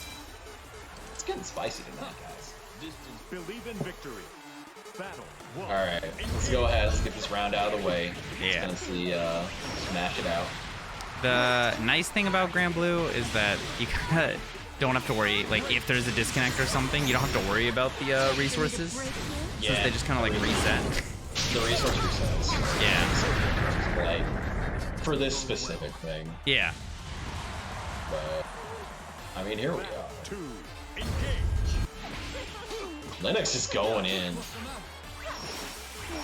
Gets hit with two. This is a battle of 2U because both of these characters have the safe space to no. I'm not gonna go on there. So We're gonna hit the combo limit in a second. Yeah, definitely. Oh, gets hit below. Gotta watch your toes, man. Street Fighter 4, and you jump low, don't get got. Oh, this is good. This is good Cross for Lennox right now. Nekotech doesn't have the meter, and as long as Lennox is able to put that fireball down, so it's gonna get funny. Gets the overhead attack, but isn't. I think that was too high. Yo, oh my god. Oh my god. This is what I was talking about when I said earlier, that like Nekotech's really good to sit there and down back. Oh, almost baited it. I thought that was a perfectly timed bait for a second. She would have been in counter status there too. Yeah. And I think he's dead. yeah, he's dead. No, not quite. He needs to he's right there. Oh! No way. That's so good. Lennox robs it back. Get out. Get out of here. As I was saying a second ago, like, I'm really sad that we didn't get, the, because you saw the overdrive pop and it stops the screen. Lennox probably could have held on the, on Turbulence and gotten the, EX counter hit follow-up. Yeah. Damage. Because you're in counter state throughout, like, the entirety of that. Oh my god, what an anti-air. Yeah, no kidding. Man, what a good call out to the butterflies, man. Lennox using really interesting movement, but gets clipped out of it. I really like that. I like that Turbulence out. It gave the position reset. Unfortunately, isn't able to capitalize on it, but Lennox busting out. It's meaty. I think at this point, Lennox really needs to hurry up before Nekotech gets her cooldowns back, but now it's there. Oh, it doesn't save space is safe enough and gets blown up for it. You know. Believe in victory. Battle. 1. Engage. That was just unfortunate, I think. Oh, this man immediately starts off with the funny stuff. I love it. Doesn't want to finish his plate a whole lot with these Rekkas, and I get it, that pressure is kind of ridiculous, but also maybe don't corner yourself against Metera, my friend. That's not something you want to do. But Here we go. Work in his favor, and Oh, big counter hit. really starting to press the advantage here. Gets the Turbulence. Oh no! No, can't quite confirm. Nice, Rob. The first one hit. Yeah, the first one hit. I have no idea why the next one dropped. Oh, Nice punish on the overdrive. I was really expecting to wake up Turbulence there just to deny Nekotech, but doesn't even need it. Gets the jump over on Zephyr and is mashing 5U the entire time. Okay, Nekotech's looking for that now.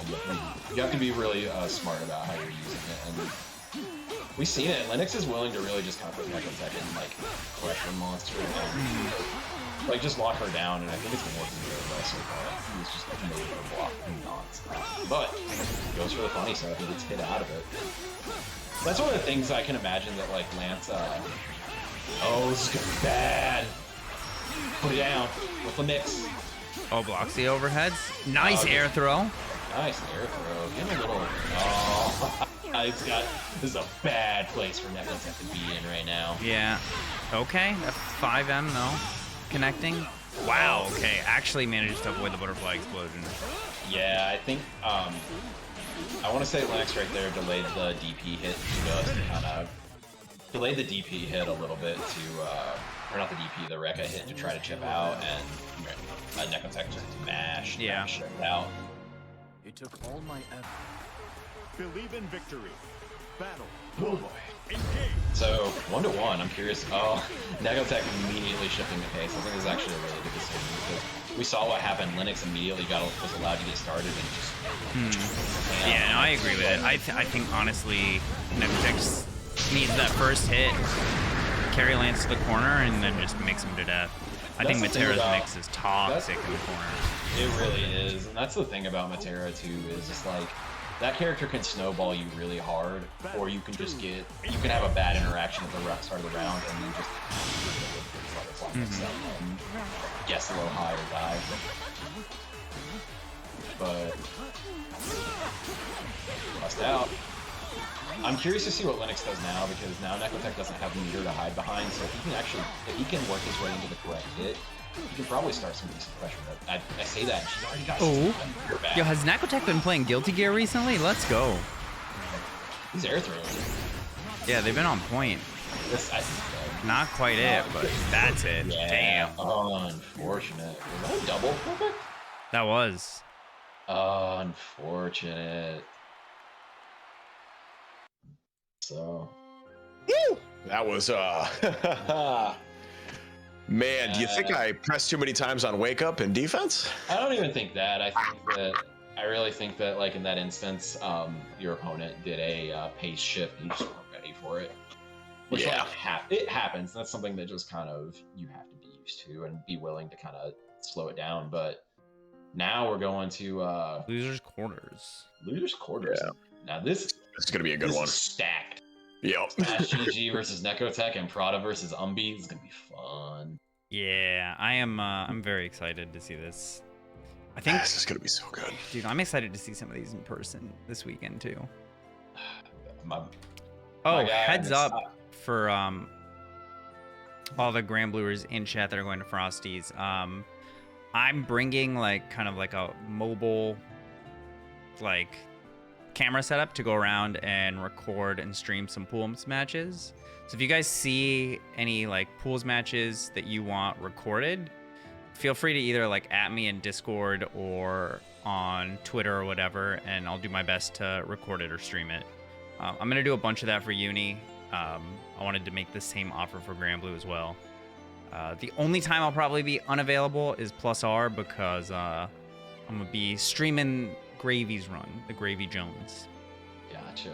Hell yeah. I have a really important question for you. Yeah. And I need you to answer this with earnest. Are you okay with us offering you Malort? Because that's going to happen.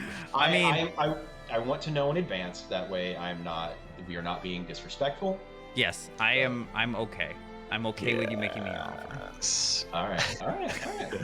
Hey, man, we have many sites to show you here. So, Cagliostro versus the most exciting one is welcome to our place of darkness. Oh man, are you talking about because it's winter time and we get less sunlight, or is that a Malort reference, or is it both? Everything's bad, brother. All right, roll tide. Oh man. I'm a fan, Jesus. No, I'm not. No, I use roll tide ironically and not in the way it's a long story. Have you never heard me say roll tide before? I say it an absurd amount. I've not, and this is like I'm outing myself as a Chelsea football fan right now. No, that's fine. I don't watch college ball, so I wouldn't root for Alabama even if I did. Let's make that clear. I was at a state university for the team, so. Oh, all right. That's fair. That's fair. I won, but what isn't fair is like this pressure from Umbi. Oh, it's bad. Umbi's got consecutive light wall hits, and that only makes her stronger. Look at oh no! Oh, went up for the high five. Prada said psych. Got the hit. Love the old Granblue handshake. Oh, it's a classic. Ooh, I love the ready on a 2L there to clear out that portal. Very nice. That was a really good fireball call out from Umbi. But Still has to hold this pressure though. Oh yeah, no. be careful, but also has to be willing. Like, Prada is not in a safe place. No. Any Yo, your comedic timing, amazing. I know, right? You're slaying it right now. Oh goodness. Kevin, this is unfortunate, man.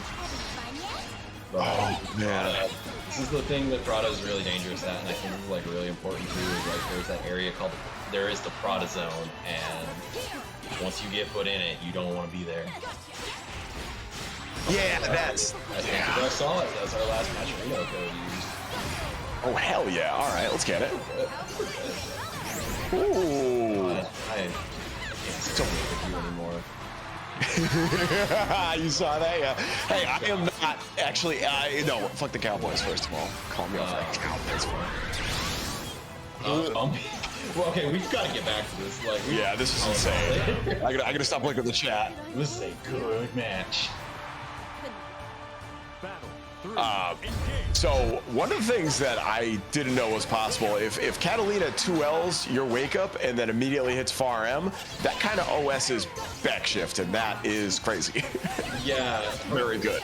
and the other thing too is like if she gets a counter hit now, like if she gets a counter hit, you just nonsense. Yeah. This guy, like Ryan and I have been, or Callisto and I have been talking about this like all week since the match dropped, and it's like I think it says a lot about this character that a lot of old Gran players came back and are playing him now. Yeah. The OD on deck for both. Umbi's got a little bit less to spare, has to be good. Patient. Yeah, not worth the 2H. Oh, that's big trouble though. Prada dropping confirmed there, unfortunately.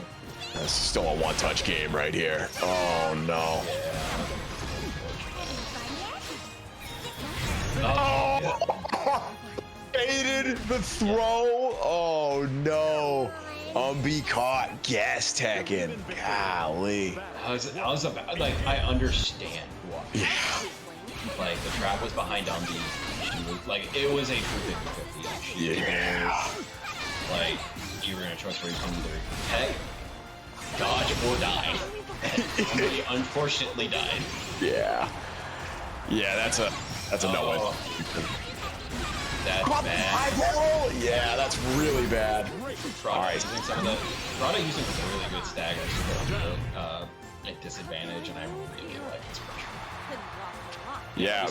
We saw Prada earlier determined to make a point with that Djeeta against Metera, but then he goes back to Cagliostro and it's I mean, Prada said like this is still the main, right? Djeeta's just for a couple bad matchups, so I don't know. The way Prada layers his pressure is like kind of subtle sometimes, you know what I mean? I know they exist, but Cagliostro bad matchup sounds like an oxymoron. Right? Tell me about it. Allegedly, Metera's one. I mean, the ones that I usually hear are Ferry and Beelzebub. Oh, goes for the setup, gets it, he's gonna hurt. All right, side switch. This is another 50-50 to end it. Oh no! Oh, DP. Yeah, with the Kin player and you rip Umbi. Umbi just one more hit, let's go. All right, gonna have to watch out for the EX teleport right here. Oh no! Umbi. Wow. It's dangerous. This is very dangerous. Yeah, I wholly respect that move from Prada. Get out, get away from that character. Do not touch it. Oh. Yeah. Absolutely. Swinging for the fences and unfortunately strikes out. Strong showing from Prada though. There's not a lot of people left playing this game that can 2-0 Umbi that convincingly. You know what I mean? Yeah, that, you know, I know that like we it's really easy to look at some of our brackets right now and just be like, oh, all the killers aren't playing right now. But you see when like you see when like all the old heads show up and the people that you think are like general bracket gods, and Prada and Senpai are still doing it. Like, yeah. Both of these two have had like an incredible come up as players, and I think they've started like they're here for a reason. They may not be winning as much, but the threat is always there. And they're always making top 8s too. Like yeah, it is like it is a consistent thing. Yeah. I mean, it should say something that they don't take the whole brackets that often because they're killers in their own right. It's wild to me when I watch like Umbi and Prada play, and then damn, wait, Yo, DB, thank you for the five gift subs. And Let's then Sheena, thank you for the 20 to the Matcherino. Let's go Granblue. Oh yeah, let's go Granblue. Let's go Granblue. Oh man, so Imp, now that you're gonna have a stranglehold on Granblue Rising streams, since this is this is the Granblue spot. Talk to us about your plans for Rising. So actually, I do. I don't know if you guys have been following what I've been doing for Melty at all, but I've been running a Melty tour. I have seen some of that. Yeah, and when Granblue drops, like when the rollback drops, I want to convert the opens to that same tour model. So kind of like 2 seasons every year, where it'll be like between 12 and 15 like normal brackets, and then an LCQ, a finals event with a bigger like base prize pool, and then a couple weeks off. We'll do like kind of fun events in between, like team battles, 2v2 stuff like that, and then pick up second season. I think it's a good way to kind of break up the year, give staff a break if they potentially need it, but also kind of, I don't know, makes it more interesting for me when like there's something on the line long term. Absolutely. I like the idea of having like a bunch of all the really good players just in their own kind of exhibition style bracket at the end. You know what I mean? Yeah. That's The other, so I love circuits. I think circuits are really good. same, dude. Like that is one of my favorite tournament styles. Like I just love they're sick. Agreed. But what else is sick? We're seeing the Belial come out from Slash. I'm a little disappointed we're not seeing Ferry, but like I get it for this matchup. I think this is the one that you really want to play Belial on. Yeah. Like Ferry is decent, but Ferry also has to be really confident where she throws buttons, whereas Belial is different. Yeah, absolutely. Definitely the right pick. I'm just not used to seeing this. It's kind of a head trip. So Slash and I make it work. play really good, and a lot of the times recently he's been playing Belial, and it's just like fear got in me. Yeah. Oh man. I mean, it makes sense. Like, think about like what Slash has to deal with normally in terms of like Ferry offense and defense, and then going to a character like Belial. That's got to be like breath of fresh air. You know, just like, oh, this is easier. I think in terms of like bad Ferry matchups, Belial covers them. Yeah. I know he cooks Charlotta. Go ahead and say he beats the brakes off Sora's. Yes. That's my secondary choice for stories. Yeah, I don't think he's the strongest Shoto anymore, but he's still a dominant one. And I think he has good matchups against Gran and like the far age Shotos that make Ferry miserable. Bates the anti-air doesn't all of the unfortunate. I see Slash just slowing down the pace right here too. I think that's a smart thing to do, especially right now, because once you like the second you put I said it earlier, Nekotech is willing to sit down and down back for a very long time. A player like Slash is like, that's blood and water. Oh man, 100% agreed. What? That interaction was so funny. That was ultra cursed. I can't believe the butterflies flipped at the end. Yeah, Slash didn't go ahead and spend it. Oh, gets the stomp, waits for the follow-up, and just OD first. Smart. All right. Absolute madman behavior from SlashGG. Just goes for the funny guy handshake, doesn't get it. Unfortunate. That is not enough to kill. Yeah, not enough to kill, but Slash has to be really careful right now. So does Nekotech, because it is, you're one hit away from getting put in the vortex right there. It's not even the vortex, like One hit might kill you, yeah. If he gets the optimal combo from corner spacing, she's true. But she's willing to run, and we're seeing it right now. Oh, Russ for the plush flame. Oh, okay, choosing to press, not just back off. All right. I think that was an accidental 2H. Yeah, I think so too. Still, Nekotech able to take round 2. Yeah, absolutely. This is just one of those things where, like, that first round was pretty dominant, and now Slash is back here trying to get some stuff done. Yeah, absolutely. Nekotech, Definitely trying to find a way to contain. Yeah, here we go. That's what I want to see. And we're at the point where Nekotech has successfully conditioned Slash to like be a little bit more sparing with that jump H, which like is a cracked air button. Yeah, it's ridiculous. It is criminal, that horizontal reach. Yeah, Slash. No more OD for Nekotech in the corner where you don't want to be against Belial without a DP.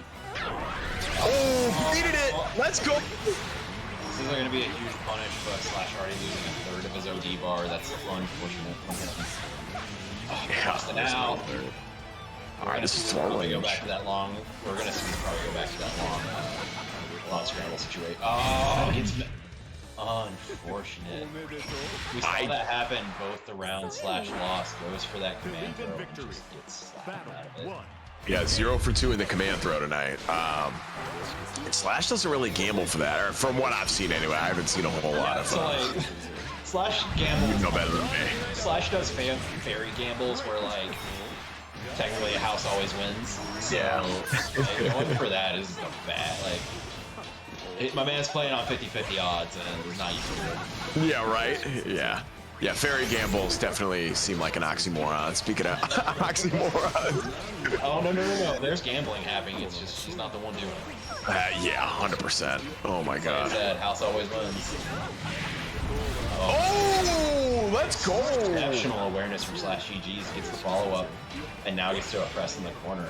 Has to be a little bit careful though. Nekotech has meter to bust out. That's crazy. All right. That is insane. Yeah, kind of smart. Like, oh, baited again?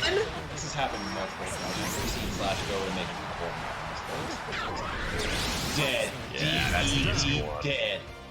That's that nice jump in OS right there. Ooh, love to see it. Yeah, that was really smart for Slash, especially after the way the last couple of rounds have gone. Nekotech going for that air throw isn't confident about it though.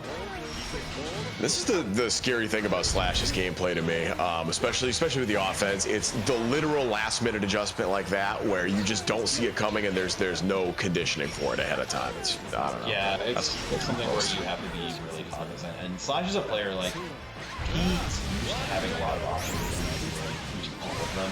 Yeah. So at this point, it's just being able to properly go and risk them. Look at this. Nekotech just having to hold down back. Finally gambles, but has to use the rush. Yeah, it's Got a moral victory. That Slash is definitely like lucked out there. The Nekotech wasn't in the range to do anything important, but Nekotech dodged both of the there are shooters out for both of them right now, and they are barely dodging.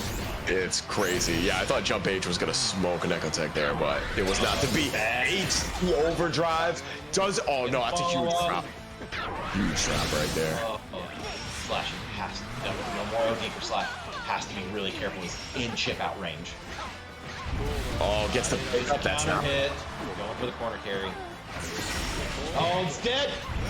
Yeah, that's gonna do it. Absolutely. No. That is crushing. That is so crushing. Unfortunate. Huge drop from Slash. Loses the round off of it, especially after working hard to get back in. Yeah, now Nekotech's on set point. Yeah, and this is even if, and I'm saying if, because like I believe in Slash, but Nekotech has proven that she can clutch it out when it matters. But yeah, like you still have another game to go, and it's just dangerous. It is. This is about as dangerous as it gets right here. If you're Nekotech, you don't want to let Slash get any kind of momentum going. Yeah. And if you're Slash, you know Nekotech's going to have an adjustment to your next layer, and it's going to happen. I think we're seeing it right now in terms of like, no! Beautiful. Thrown out, unfortunate. SlashGG is going out at spin. All right, Slash, I got hit by my fair share of those too. Yeah. So this is the big thing about that is like, we mentioned it earlier during the SenpaiSpyder match, but when everything, like, when things go wrong against Metera, you want to just swing really hard. Hell yeah. Like, you've got the advantage, you're doing really well, you make a minor mistake and she busts out. And the wrong answer is to charge headfirst at her. Because that is where she is at her best, and it's just it is so unfortunate.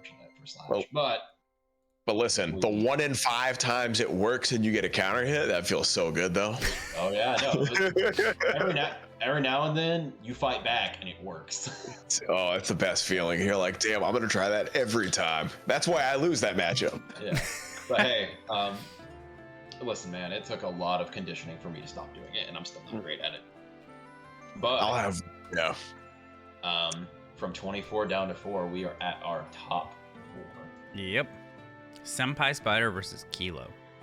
Oh, I remember the last time we saw these two. It may have play. been a different event, but they've played recently, and Kilo was dominant. Really?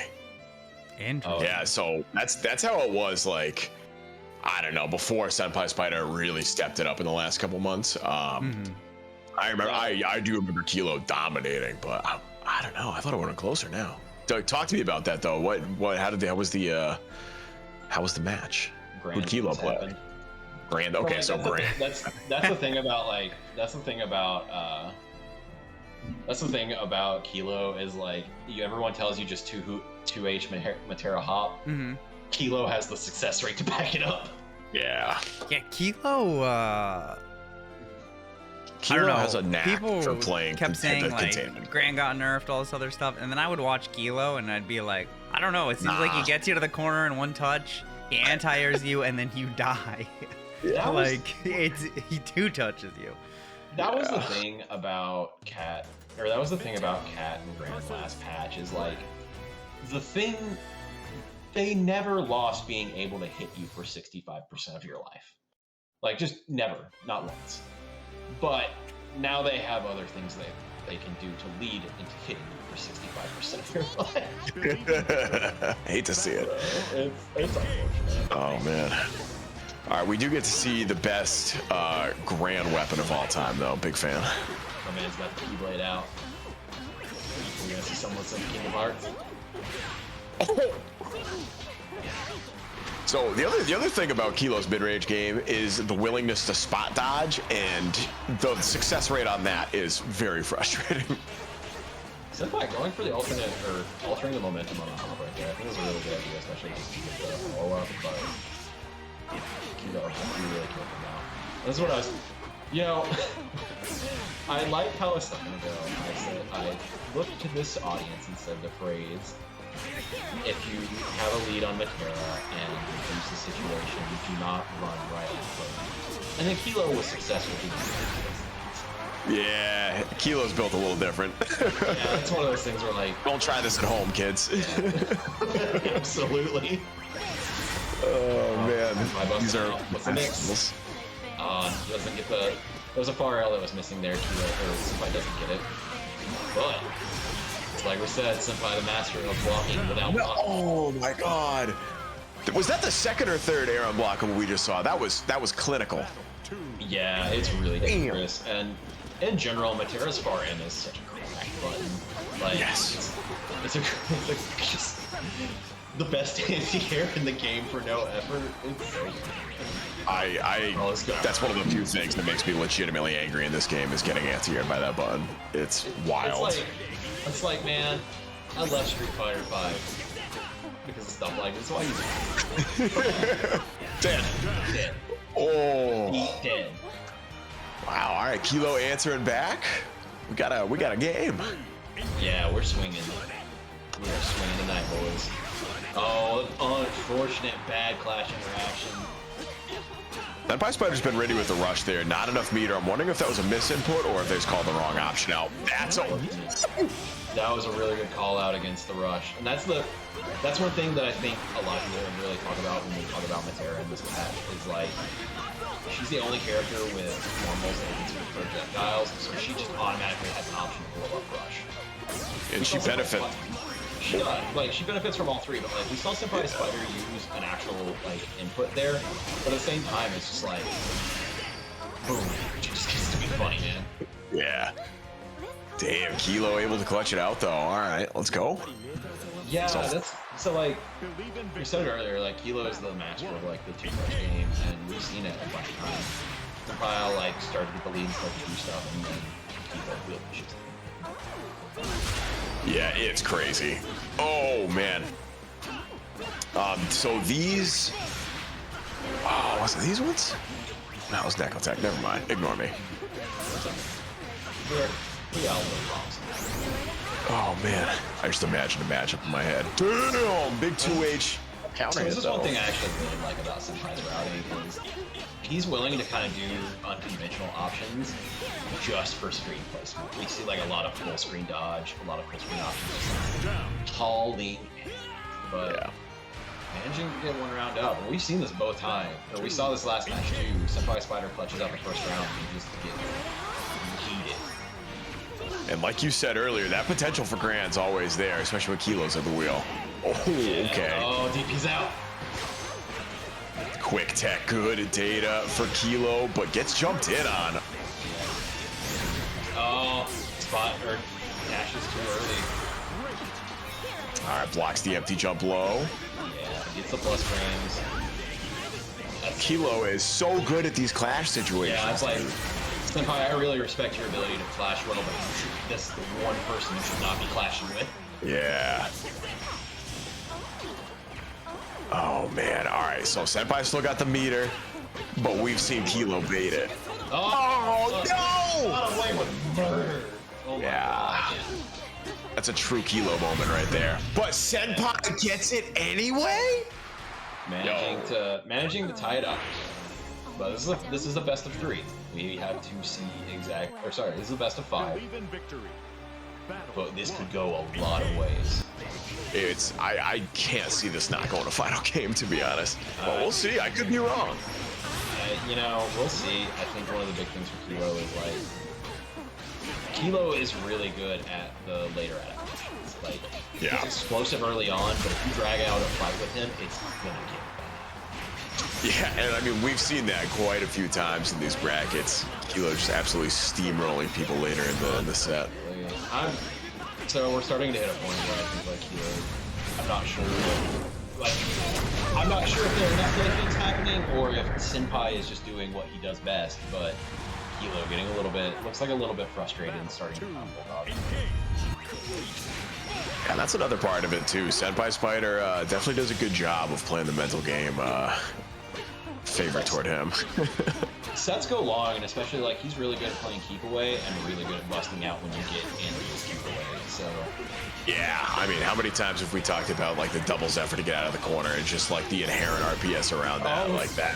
Oh, gets the rush confirmed though. Let's go. gets the corner. Reset, gets it, knockdown. Yeah, good. I think that was a really good call on Kilo, especially without burning a lot of cooldowns. He needs these to close this out. Yeah, and can conceivably touch off. Oh, kill off one touch, blocks the overhead, sends out the fireball. Oh, you gotta hold all this. Trying to find a spot to poke out. Gets the That plus on block boot. So dangerous. Not good. Okay. Deep breath if you're Kilo, you got meter. Still have the life advantage. I don't know that I agree with that move. Gran, Kilo has so much meter on deck right now. Oh, runs up OD. Still smart. All right. This is almost checkmate. Not quite. SenpaiSpyder trying to find a way to get away. BP. Yeah. Oh, that was a Kilo big brain move, and I respect it. Hell It was yeah. correct. Oh man, a lesser player would have been trying to guess what the mix-up was, but Yeah. Kilo decided to say what mix-up. There is no mix. There's no mix here. Only mine DP. Didn't even need the butterfly to get the damn near full screen control like that. Yeah, Metera's kind of cracked. Still, gets the side switch. I mean, like, that's the thing. There's a couple of characters now in this game that just basically get to take you over the corner, and Metera, unfortunately, is one of them.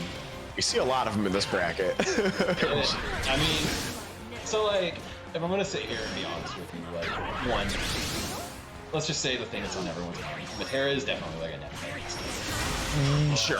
I think all those. Oh! That was so dirty. No, that wasn't. That was grown man 2H anti-air. Golly. Kilo with the mental awareness to like call it out.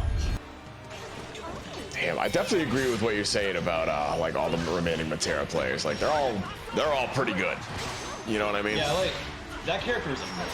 that's Yes. especially in Netflix. Like, that's just kind of how it goes. But the people who are playing it right now are strong, and I think it's like it just says a lot to like the level of care that your team put into this game. Absolutely. I'm really hoping we see SenpaiSpyder again a combo breaker this year, because that was a lot of fun last time. Oh, it was. I had to play him on stage. So. That's right. I forgot about that. Dude, oh, that is the first time I'd ever lost to SenpaiSpyder, and I was shook. oh yeah, that's rough. Oh, No, it's like my bracket runs off the cursed. Yeah, you've had some wacky paths. Like we were talking about it earlier, but like that Frosty pool I got. Oh, that's for the DP. That is so tragic. That Frosty pool last year was awful. Yeah, that thing was messed up. I like that being messed up is a really good OD to kind of get out of Metera pressure and not deal with it. Very smart option from Kilo, but SenpaiSpyder willing to spin the meter to bust out, not even take the flash. Oh, see, Kilo at the last second canceled to JL right there. Well, that's gotten hits tonight. Yeah, Kilo had to be really smart there. I think as we've seen that SenpaiSpyder's more than willing to just go ahead and like, No way! where's those feet? Yo, that's it, dude. That's the set. What? God. Yo, that was. I need to go out, like take a walk. I need a cigarette after that. Jesus Christ. Yeah, I need a fucking cigarette right now. Jesus Christ. Yeah, that. Ow. Oh my God, the jump in Callisto is. Yeah, I was literally thinking that, but I'm like, nah, not for me. Jump Callisto. This is incredible. Callisto sheds a single tear. Kilo going into grand finals. Also, yo, what up, Vera? Oh God. My big special boy Viram. Man, that was just wild. Let's go. Yeah, we got the run back. Mhm. Not gonna say I can run it like grinding all the way through the bracket, see if she can upset Prada.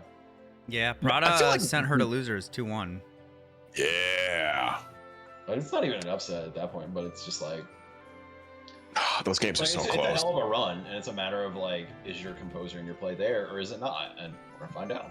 Yeah.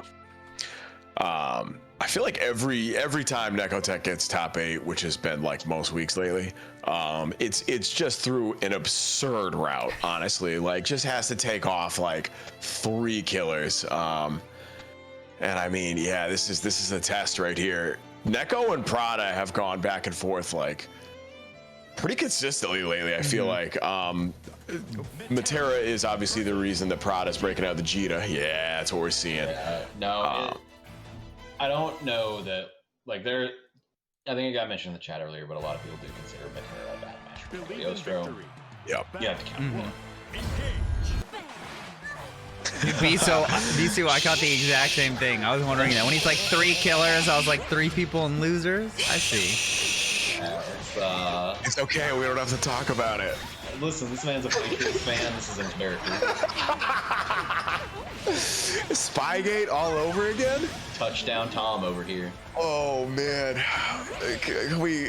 No, I'm staying away from that one tonight. Oh my goodness. It's okay, don't worry. He'll unretire in a week when he gets tired of seeing his wife and kids. It's fine. Literally, we were just joking about that earlier today. I'm like, well, I'm ready for it. Niners, here we come. Golly. Oh, this chat, like, this commentary goes from like insightful to just fine. Like, That's how. My favorite kind. I love the chaos. yeah, this is just the good vibes chat. We're having a good time, boys. Oh yeah. Oh, gets the very good on the TK air. And oh yeah. That was an OD. This is gonna hurt. It's gonna hurt a lot. I think that's dead, right? That's gotta be dead. No. Not enough, unfortunately. Oh, I'm mashing. I really want to talk about the TK arrow right there from Nekotech. That was like, you don't see, I feel like you don't see that option in the corner a whole lot. That was like, Yeah, that was a nice call out. That's an Ed Gone Bad special right there. Yeah. Oh, Ed gone bad. Oh, My boy Ed. those are the days. Oh no, and that is going to be a hefty conversion. Absolutely. We've seen it. Nekotech got full resources, got the corner. This is a bad place for Prada. Oh. Yeah. So looks like you saw the start of the startup of the spot dodge, but gets clipped by the OD. Prada's speed OD. Prada's got to find a way to do that or get like a knockdown. Yeah, he's like, it's really hard to stay out of Metera far H range, especially with like some of her movement options. And Prada just got put in a checkmate situation. It be like that though. That's how this matchup goes sometimes. It does. Like I said it earlier, but sometimes they round start Zephyr you block, you do the wrong option, and then you're in the corner and you get. It's unfortunate. But... yeah, that's a full mood. I mean, it's just the smell of the game, man. Like, it's unfortunate, but you either adapt or you don't.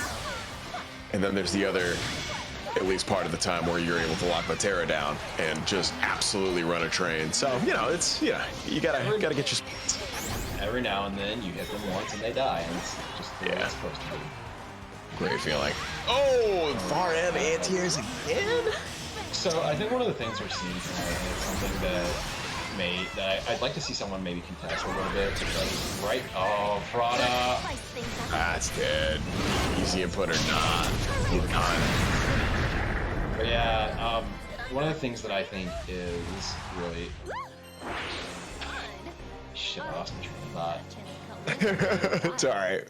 We got a lot of moments on it. Like, yeah, like I got taken out. Like some real funny stuff happening. This is what it is. Yeah. I do remember one thing. I think we've seen a lot of, and I actually would like to see a bit of counterplay, but we're not seeing a lot of like dedicated heavy jump-ins. Like we see a lot of funny stuff, and they're all losing the far end, but we're not seeing like a heavy clash on like a jump you or something that actually does like more. Something that does a little bit more damage or has the ability to blow up that. Like, we see clash situations and it benefits Metera's favor. We see all these options and it's just like...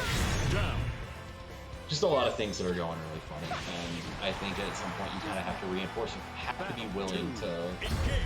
Like, you're going to jump at her, you're going to have to be willing to fight it. And it immediately happens and goes wrong. And we saw Kilo like get some mileage off that, right? Canceling the clashed heavy into JL and actually like getting hits or at least staying safe. So I think you're right. I think that's definitely an adjustment that that level of clash awareness is very, very training. It's not something I expect people to do. Like I don't expect people to do. Yeah, that's you gotta put some work in there. Ooh, yo, Nekotech is on fire right now. Yeah, Prada's gonna really have to make some adjustments, but may not have time. This is game round for Nekotech.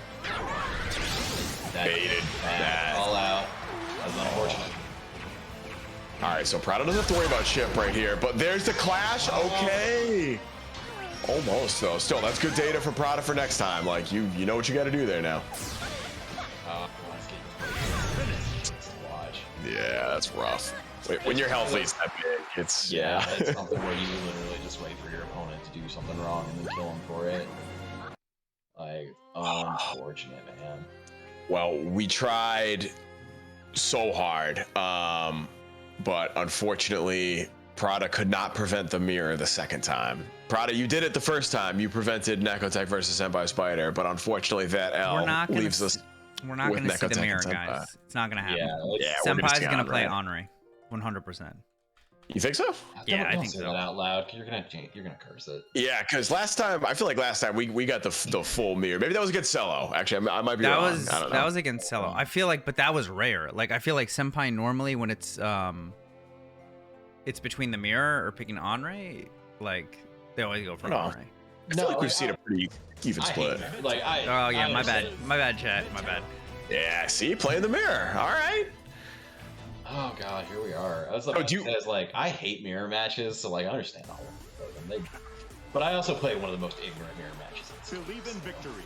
Yeah, I don't mind some mirror matches, but some of them are just actual butts. I find the Metera mirror matches we get interesting because of how different the Meteras tend to play. Yeah, it's not Splash. It's kind of fun that way too. You get to see like more player expression. especially different between the two different characters. So I don't know. I always have a blast with you. Shimmy. Senpai wanting that run back badly. Trying to speed run this. Nekotech answering right back though. All right, set it. What?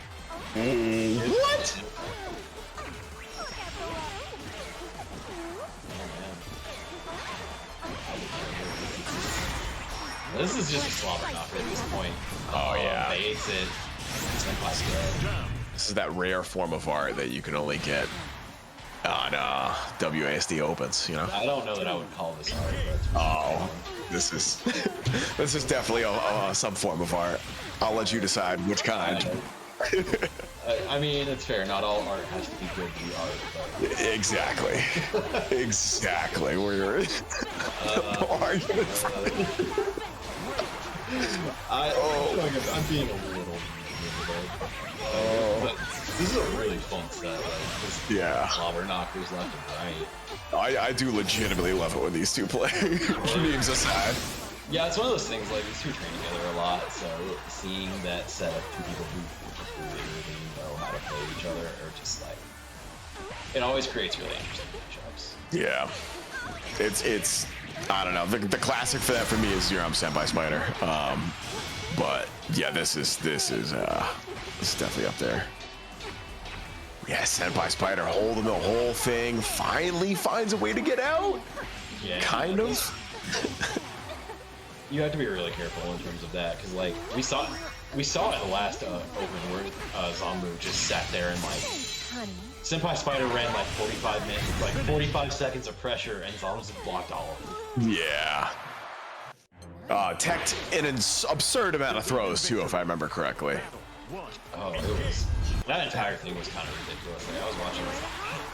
Yeah. This Zom guy turns out he's pretty good at Granblue. Kind of cracked. Kind of cracked at this game. This CAG is kind of cooking. Always a little cooking going on. Oh yeah. And that's alchemy. Oh man, look at that. My dude, that's not on screen. Fair. That's gonna hurt. Oh, I don't even need to spin the meter, man. That's the Senpai special. Just keep it optimal. No meter required. Oh yeah, I mean, Metera has low health anyway, so like some of the stuff is just, that maybe when the kill does when she's low, but it's this matchup is really funny, and just like watching this character take you 3/4 of the screen for like one cooldown is. It's funny to say that too. The way SenpaiSpyder is able to cycle their cooldowns like as efficiently as they are, it makes that an incredibly scary proposition. That's gonna connect. Oh no. It traded? What? Yeah, but hey, good trade for SenpaiSpyder. Yeah, no doubt. No doubt. My God. All right. I gotta like reset myself after that one. Yeah, that's signed it up. These two are. It looks like these two are willing to go. Or they are wanting to go to the distance and must be massive. Nah, that's always how these sets go with these two. It's always right down to the wire. Yeah, that's kind of how. Again, like I said, when you know someone or you're used to playing them, it's how these things usually go. Also, it looks like we're having some audio issues, like. Yeah, sorry. Chicken fried indicators. We're deep fried again. Same thing happened last week. We'll get that sorted out right after. Yeah, please be patient with us, guys. We're gonna fix that for you, okay? Oh yeah, see that's what I want to see. Somebody who knows how to deal with the Zephyr out of the corner. Oh, I think I'm having. Someone said it in chat, but I too am having a seizure. I was just like. I'm muting my audio for sure. Like, it's like a half mix of like bombs going off and a woman moaning. It's just uncomfortable. Oh man. Yeah, that's something special. Oh wow. All right. Okay, we're back. We're good. Thank you. Wow. It's clean. All right. All right. We're back in it. Yeah, we're good. Everything's fine. We have left the dimension. We're all fine. Oh, thanks. How are you? I'm good. I guess I'm on commentary. I got really confused where I was for a second. We're not being deep fried anymore. We're good. No, we're good. You know, it's time to get a little bit of grease out of our diet. Oh yeah. Speaking of getting grease out of your diet, Senpai with the optimal routing. Yeah, it looks like Nekotech's about to get degreased here. Oh man, there's like a dark part of me that wanted, like, if both Meteras are on there, they can both detonate their butterflies. Yeah, I've never seen 4 butterflies on top of each other before, Yeah, but there it is. Icy. That was so scary. Oh my god, and Neko blocking the whole thing? No! Yeah, good defense from Neko, but Senpai getting a little bit... Senpai making a couple of options to kind of get out, and I think the next hit, like... I say that, and then Senpai immediately takes a set. But... Yeah, alright. And we're still tied up. 1 game apiece, 1 round apiece. Jesus, this really is going back and forth. Ooh, fun little punish. We're taking this directly to the limit. These two are going to swing it out, but Senpai with the smart mash. Good, trying to shimmy, but doesn't do anything. Oh wow, wasted the meter right there in the rush. Failed anti-air, gets the counter hit. Alright, gotta hold this mid-screen pressure. Senpai, not even worried about it, just going ahead and putting the pressure in. He's gonna have a lot of scaling on it, so I don't think we're gonna see a super finish, but Eccles long enough to get butterflies back on deck. Oh, damn! Bro, that was ultra cursed. That was a real Metera moment right there. No, that's like no, that's not cursed. That's just normal Metera things. That's just knowing your routing like that. Yeah. Like that's just being smart. Like. Oh man. Sometimes you just gotta be willing to. You gotta be willing to like seize an opportunity, and Senpai's real good at it. Oh yeah. Oh wow. Dicey little trade right there. Working out though. The deepest of anti-airs. Oh my goodness, SenpaiSpyder. This is where the real trouble starts for Nekotech. Yeah, time to just casually building as much meter as possible. Jump from 70 to 100 in like 2 seconds. Now we're gonna lose the throw. This butterfly's down. Oh, it's bad. Is that? Oh, SBA wouldn't have killed there. Wild. Yeah, I think Senpai was going for the OD bait. Battle 2, engage. All right, hey, still working out. This is set point right here. This is do or die for Nekotech. Yeah, Senpai's got the momentum. It's gonna be hard to break him out of it, but bro, whiff 3H mash anyway? Question mark. Hell yeah, I think that just like I think she landed and it just blocked it. Interesting. All right, maybe I saw that wrong. But lost his stare down on that, unfortunately. That was a prime opportunity. Just didn't realize. Wow, the 4-way. No, not really, yeah. but. Senpai out here running Melty Blood mix-ups. Yeah, right? Oh, man, that was wild. Hell of a way to end it. That was such a wild sequence from Senpai. Jesus, yeah. Let's check the replay on this. Cross up hits. Okay, rush. Yeah. Let's see what's up. Goes for the cross up again. Hey, dancing. And then just going, okay, I've seen this before. Let me mash 5L. Incredible. Yeah. Just like, I'm gonna mash until one of us dies. Oh man. And unfortunately, Nekotech was the one who died. So we are getting the Grand Finals run back, Kilo and SenpaiSpyder. Yep. Yeah, it looked even at first the last time they played, and then Kilo kind of ran away with it. So I'm curious if Senpai's gonna be able to run it back. I'm also curious. Like, I'm curious if Kilo is just gonna go ahead and start off with Belial since he's got a set to give, or if he's just gonna go back into Gran. I think he's sticking with Gran, but we'll see. We definitely could see Belial. You know, I think I'm curious if Senpai's gonna play Metera or. Yeah, you said that, and then I was immediately just kind of like, oh wait, Senpai's the person we really need to consider about who is.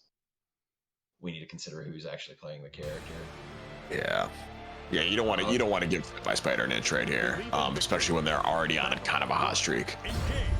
Yeah. I think it is that the audio is chicken frying again. Yeah. Oh, the audio's dying again. OBS is you just got OBS, bro.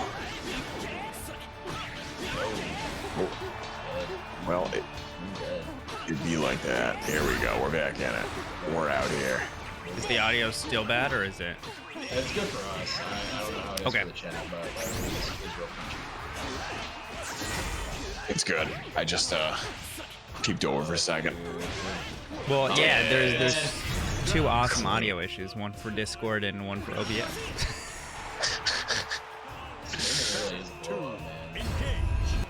Yeah. Not trying to. Ugh. Everything was better before we had streams, man. Like, we're gonna go back. Back in my day, I'll tell you what. You gotta buy. You wanna watch WASD? You gotta buy the DVD.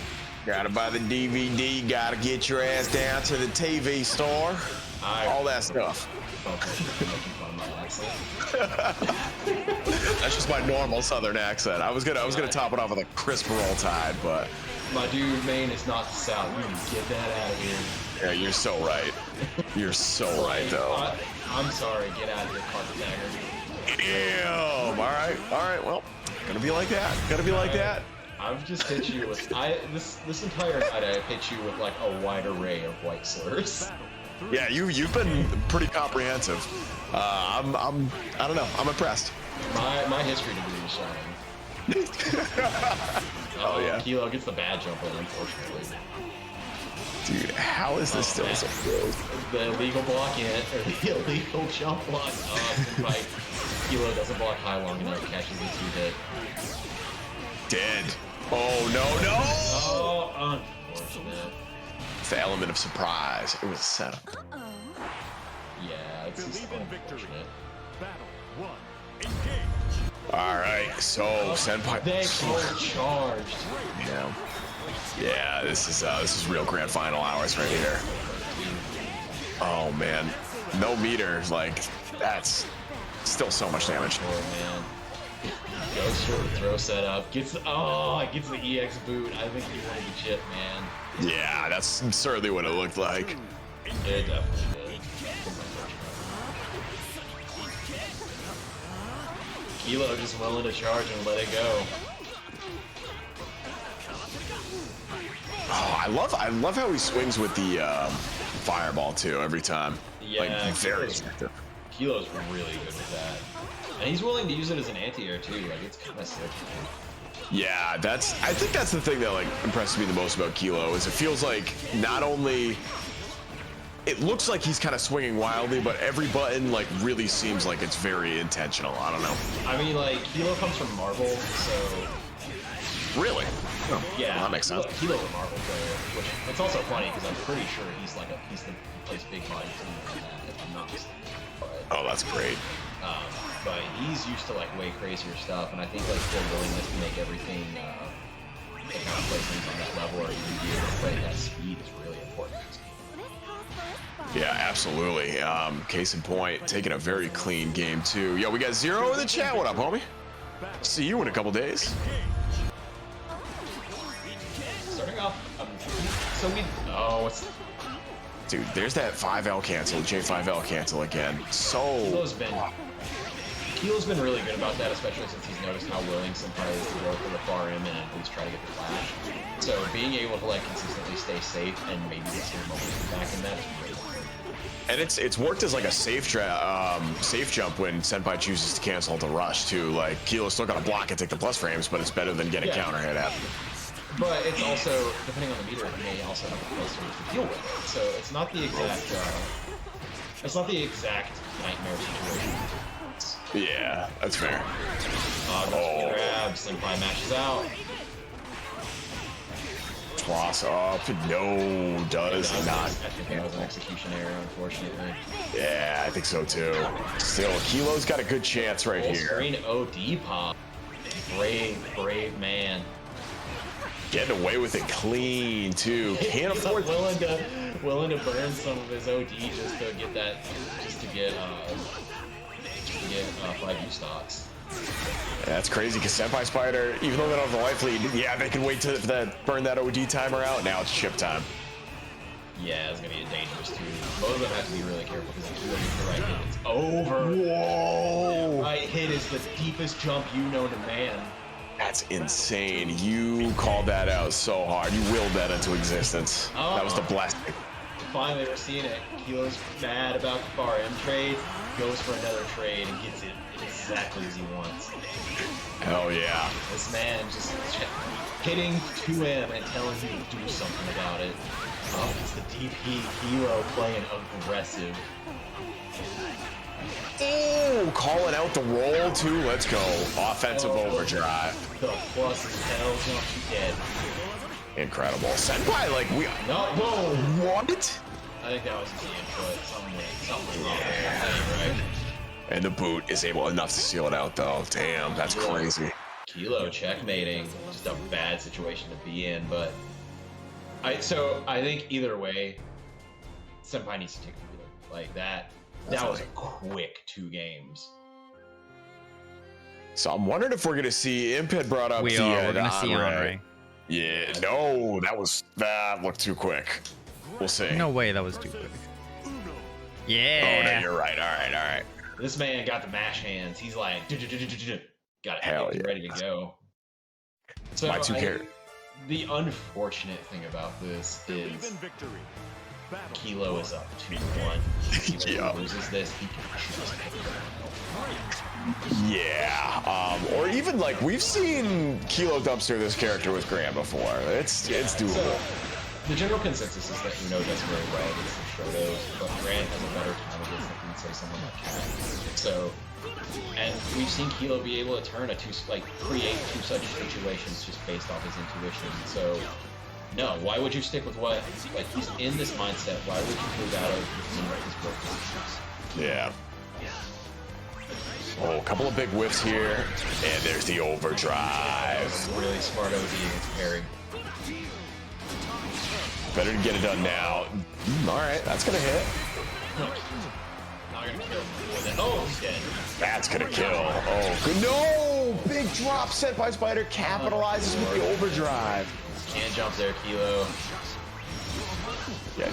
Oh, dead. Faded. There it is. Kilo on set point and tournament point. Tournament point. Man, yeah, we got Jukum in the That was incredible. Like Kilo, being able to deal with the parry there and just killing him for it. Dang, we finally losing to another special. My God.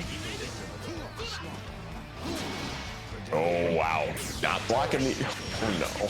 One thing I'd really like to call out outside of just Kilo being a crazy person is the amount of success that he's had getting the super jump in on Andre to deal with some of his jump in angles has been.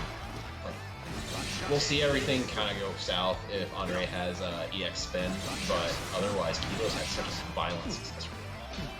And it's funny because SenpaiSpyder usually does a very good job of shutting down that approach with the EX spin. That's it though. Taking the tournament with a quick 3-0. Wow. 3-1, but I like a 3-0. Yeah, lost that first game and then ran it back. It's crazy. Kilo speed running out here. Good stuff. All right. Wow. That was the most convincing win from Kilo we've seen in a while. That was pretty nice. Yeah, it's one of those things where Kilo is just willing to kind of get in there and get deep. And I think, so I talked about it earlier, but Kilo is a very explosive player. But the more you drag him into the muck, the more he's going to diversify and start killing you for things just as hard. And I think that's something that a lot of people don't understand because they just get exploded right away. But the longer you drag the set into Kilo, man, it just gets bad. Yeah, he adjusts quickly, but like you were saying, I feel like you don't notice because his adjustments lead to 70% of your health. So you're just like, oh shit, what happened? I just got hit once? Okay, let me try it again. And then it happens again. And yeah, it just steamrolls. It's like I said earlier, the one thing they never nerfed about Cat and Gran is the fact that they'll hit you in the corner for 1 billion life. Yeah. And now they have a lot of ways to get there that they didn't before. Yeah. So now it's just like, damned if you do, damned if you don't. Don't get hit. Definitely don't get hit against Gran. That's what we've seen. I saw somebody in the chat ask, but for those of you who don't know, yes, these brackets are weekly. They're every Wednesday at 8 p.m. Eastern. I linked the Discord in the chat, so if you join that and give yourself the Granblue role in the flaring channel, you'll get ads when signups open and everything. But yeah, these are every week on Wednesday, and then every other Sunday we run Granblue Beginner's Bracket. It would be this Sunday, but pretty much everybody's going to be at Frosty's. Yeah. So next Sunday we'll have it. Our brackets usually have a bit of a higher turnout too. Today was a little bit of a lull week because a lot of us are traveling or some of us don't want to do net play before a tournament. But you know, it's like last week was kind of a crazy week because we had like 60 something people. But we usually cap out around like 30 to 35, which is a really good bracket size for a weekly. Yeah. I'm very excited for when rollback comes. I think it's gonna be I think it's probably gonna be our biggest like weekly. Absolutely. Melty would have if that. Why? What's wrong with Melty better. online? Absolutely nothing. Absolutely nothing. It's perfect. I mean, that's the big thing about the Granblue community is like, you saw how many people just jumped back because the way that we thought rollback implementation wasn't very clear after that announcement. But a lot of people like, oh, Granblue's got a rollback now. Let's jump back in. So the people are there and the people want it. It's just it had that delay based stink for so long. But I mean, not only did it get rollback, it got Fall Guys. So yeah, more importantly, let's go. We haven't been talking about Fall Guys. See, that's what you need to do on the off weeks of the circuit. Is we need like 3 weeks. Fall Guys. No, that's gonna be the new connection test. You gotta Fall Guys each other. Dispute Fall Guys to win. Yeah, sorry. Get on that island, bitch. Yeah. But what else? We don't have anything else this week because we're all traveling starting tomorrow and we're gone. So I guess the next thing coming up is going to be Melty. No, actually we took Monday off too. The next thing is gonna be Granblue next week on Wednesday. Hey, come back. But also for offlines, one second, I'll turn it over to you guys. We've got crossover in March 24th through 26th. We're running 6 main games: Granblue, Strive, Lumina, MBAT, KOF 15, and Uni. All those games get $1,000 pop bonuses, plus entries in Matcherino, the usual. And we're running side brackets for Exerd, Pokemon Stadium, Beyblade, and Mbon. So if you're in the tri-state area and you want to come out to New York for a couple days, definitely make the trip. Early bird pricing just ended, but you can still get like the standard rate if you sign up in February. It goes up in March. We are not allowing walk-in competitors this year. We did last year, but we're not going to do that this year. But you can walk in to spectate. So if you're in the area, come out. Should be a great bracket. I'm very excited. It was sick in 2022, and I'm very excited to see the Granblue bracket in 2023. Yeah, and that's the big thing about this event too, is like the WASD events have gotten so much push behind them just from being rollback anime games and being like a dedicated place for both high level and beginners to play. So it's just like, these events are great.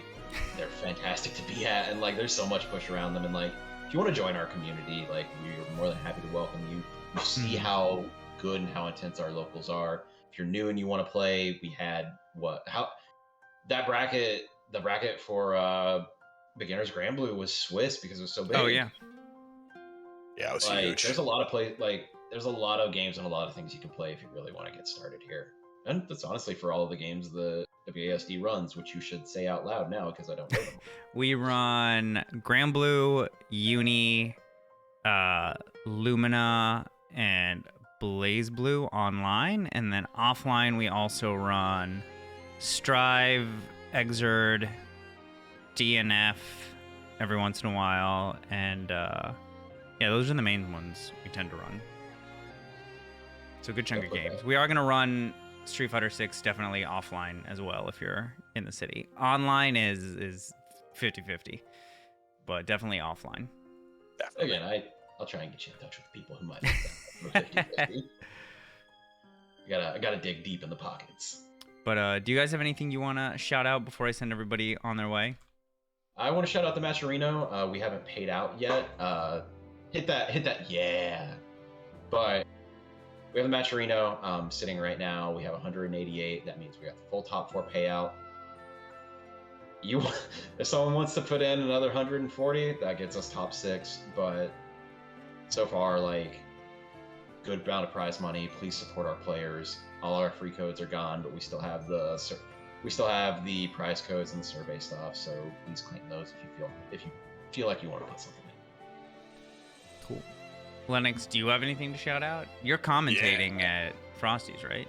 I am. Let's go. I'm gonna be doing top 24 unless I make it out of pools, and then I'm not doing top 24 anymore. We'll see. I still got Neo, Alex Smith, and who the hell else? Mars is in my pool, so I don't know. That's a lot harder. That's a real violent pool, but depending on how each bracket side is, like there might be a good way out. It's gonna be. I'm gonna have to go through Alex Smith or Mars. It looks like. Yeah. Where can they find you, Lennox, if they want to follow you, hear more of hit your me on Twitter. thoughts? Hit me on Twitter, Lennox207, and check out my homies at Boston Blue Beat. We're having our offline monthly in Boston. The 11th, I believe, is our next one, February 11th if you're in the Northeast. And if you're not in the Northeast and you still want to do something February 11th, Vortex Gallery is running Granblue that day, Nice. which I'm also commentating. So that should be a lot of fun. Come through for that. Cool. I need to go pack for Frosty's, so I'm gonna send everybody over to Diaphone because it's been a minute since I've rated him. But Y'all have a good night. ask him if he's coming to crossover once you head over to the raid. I'm trying to bully him. He's like an hour away. I'll ask him. Oh yeah, he is a Jersey boy, isn't he? How's that the wrong Diaphone? What are you talking about? That's not the wrong Diaphone. No way. Prada out here trying to like. It was. Prada was correct. Oh. I forgot the underscore. Thank you, Prada. Saved me. Really funny. That would have been man, mad awkward if I sent people to harass Diaphone to come to crossover and it wasn't Diaphone. Some small streamer just got so excited and then immediately Crushed. All right. Okay. I'll get this on YouTube and splice the two halves together. But yeah, for now I'm gonna go pack. We do a little video editing. See you guys next week. Peace. Have a good night, everybody.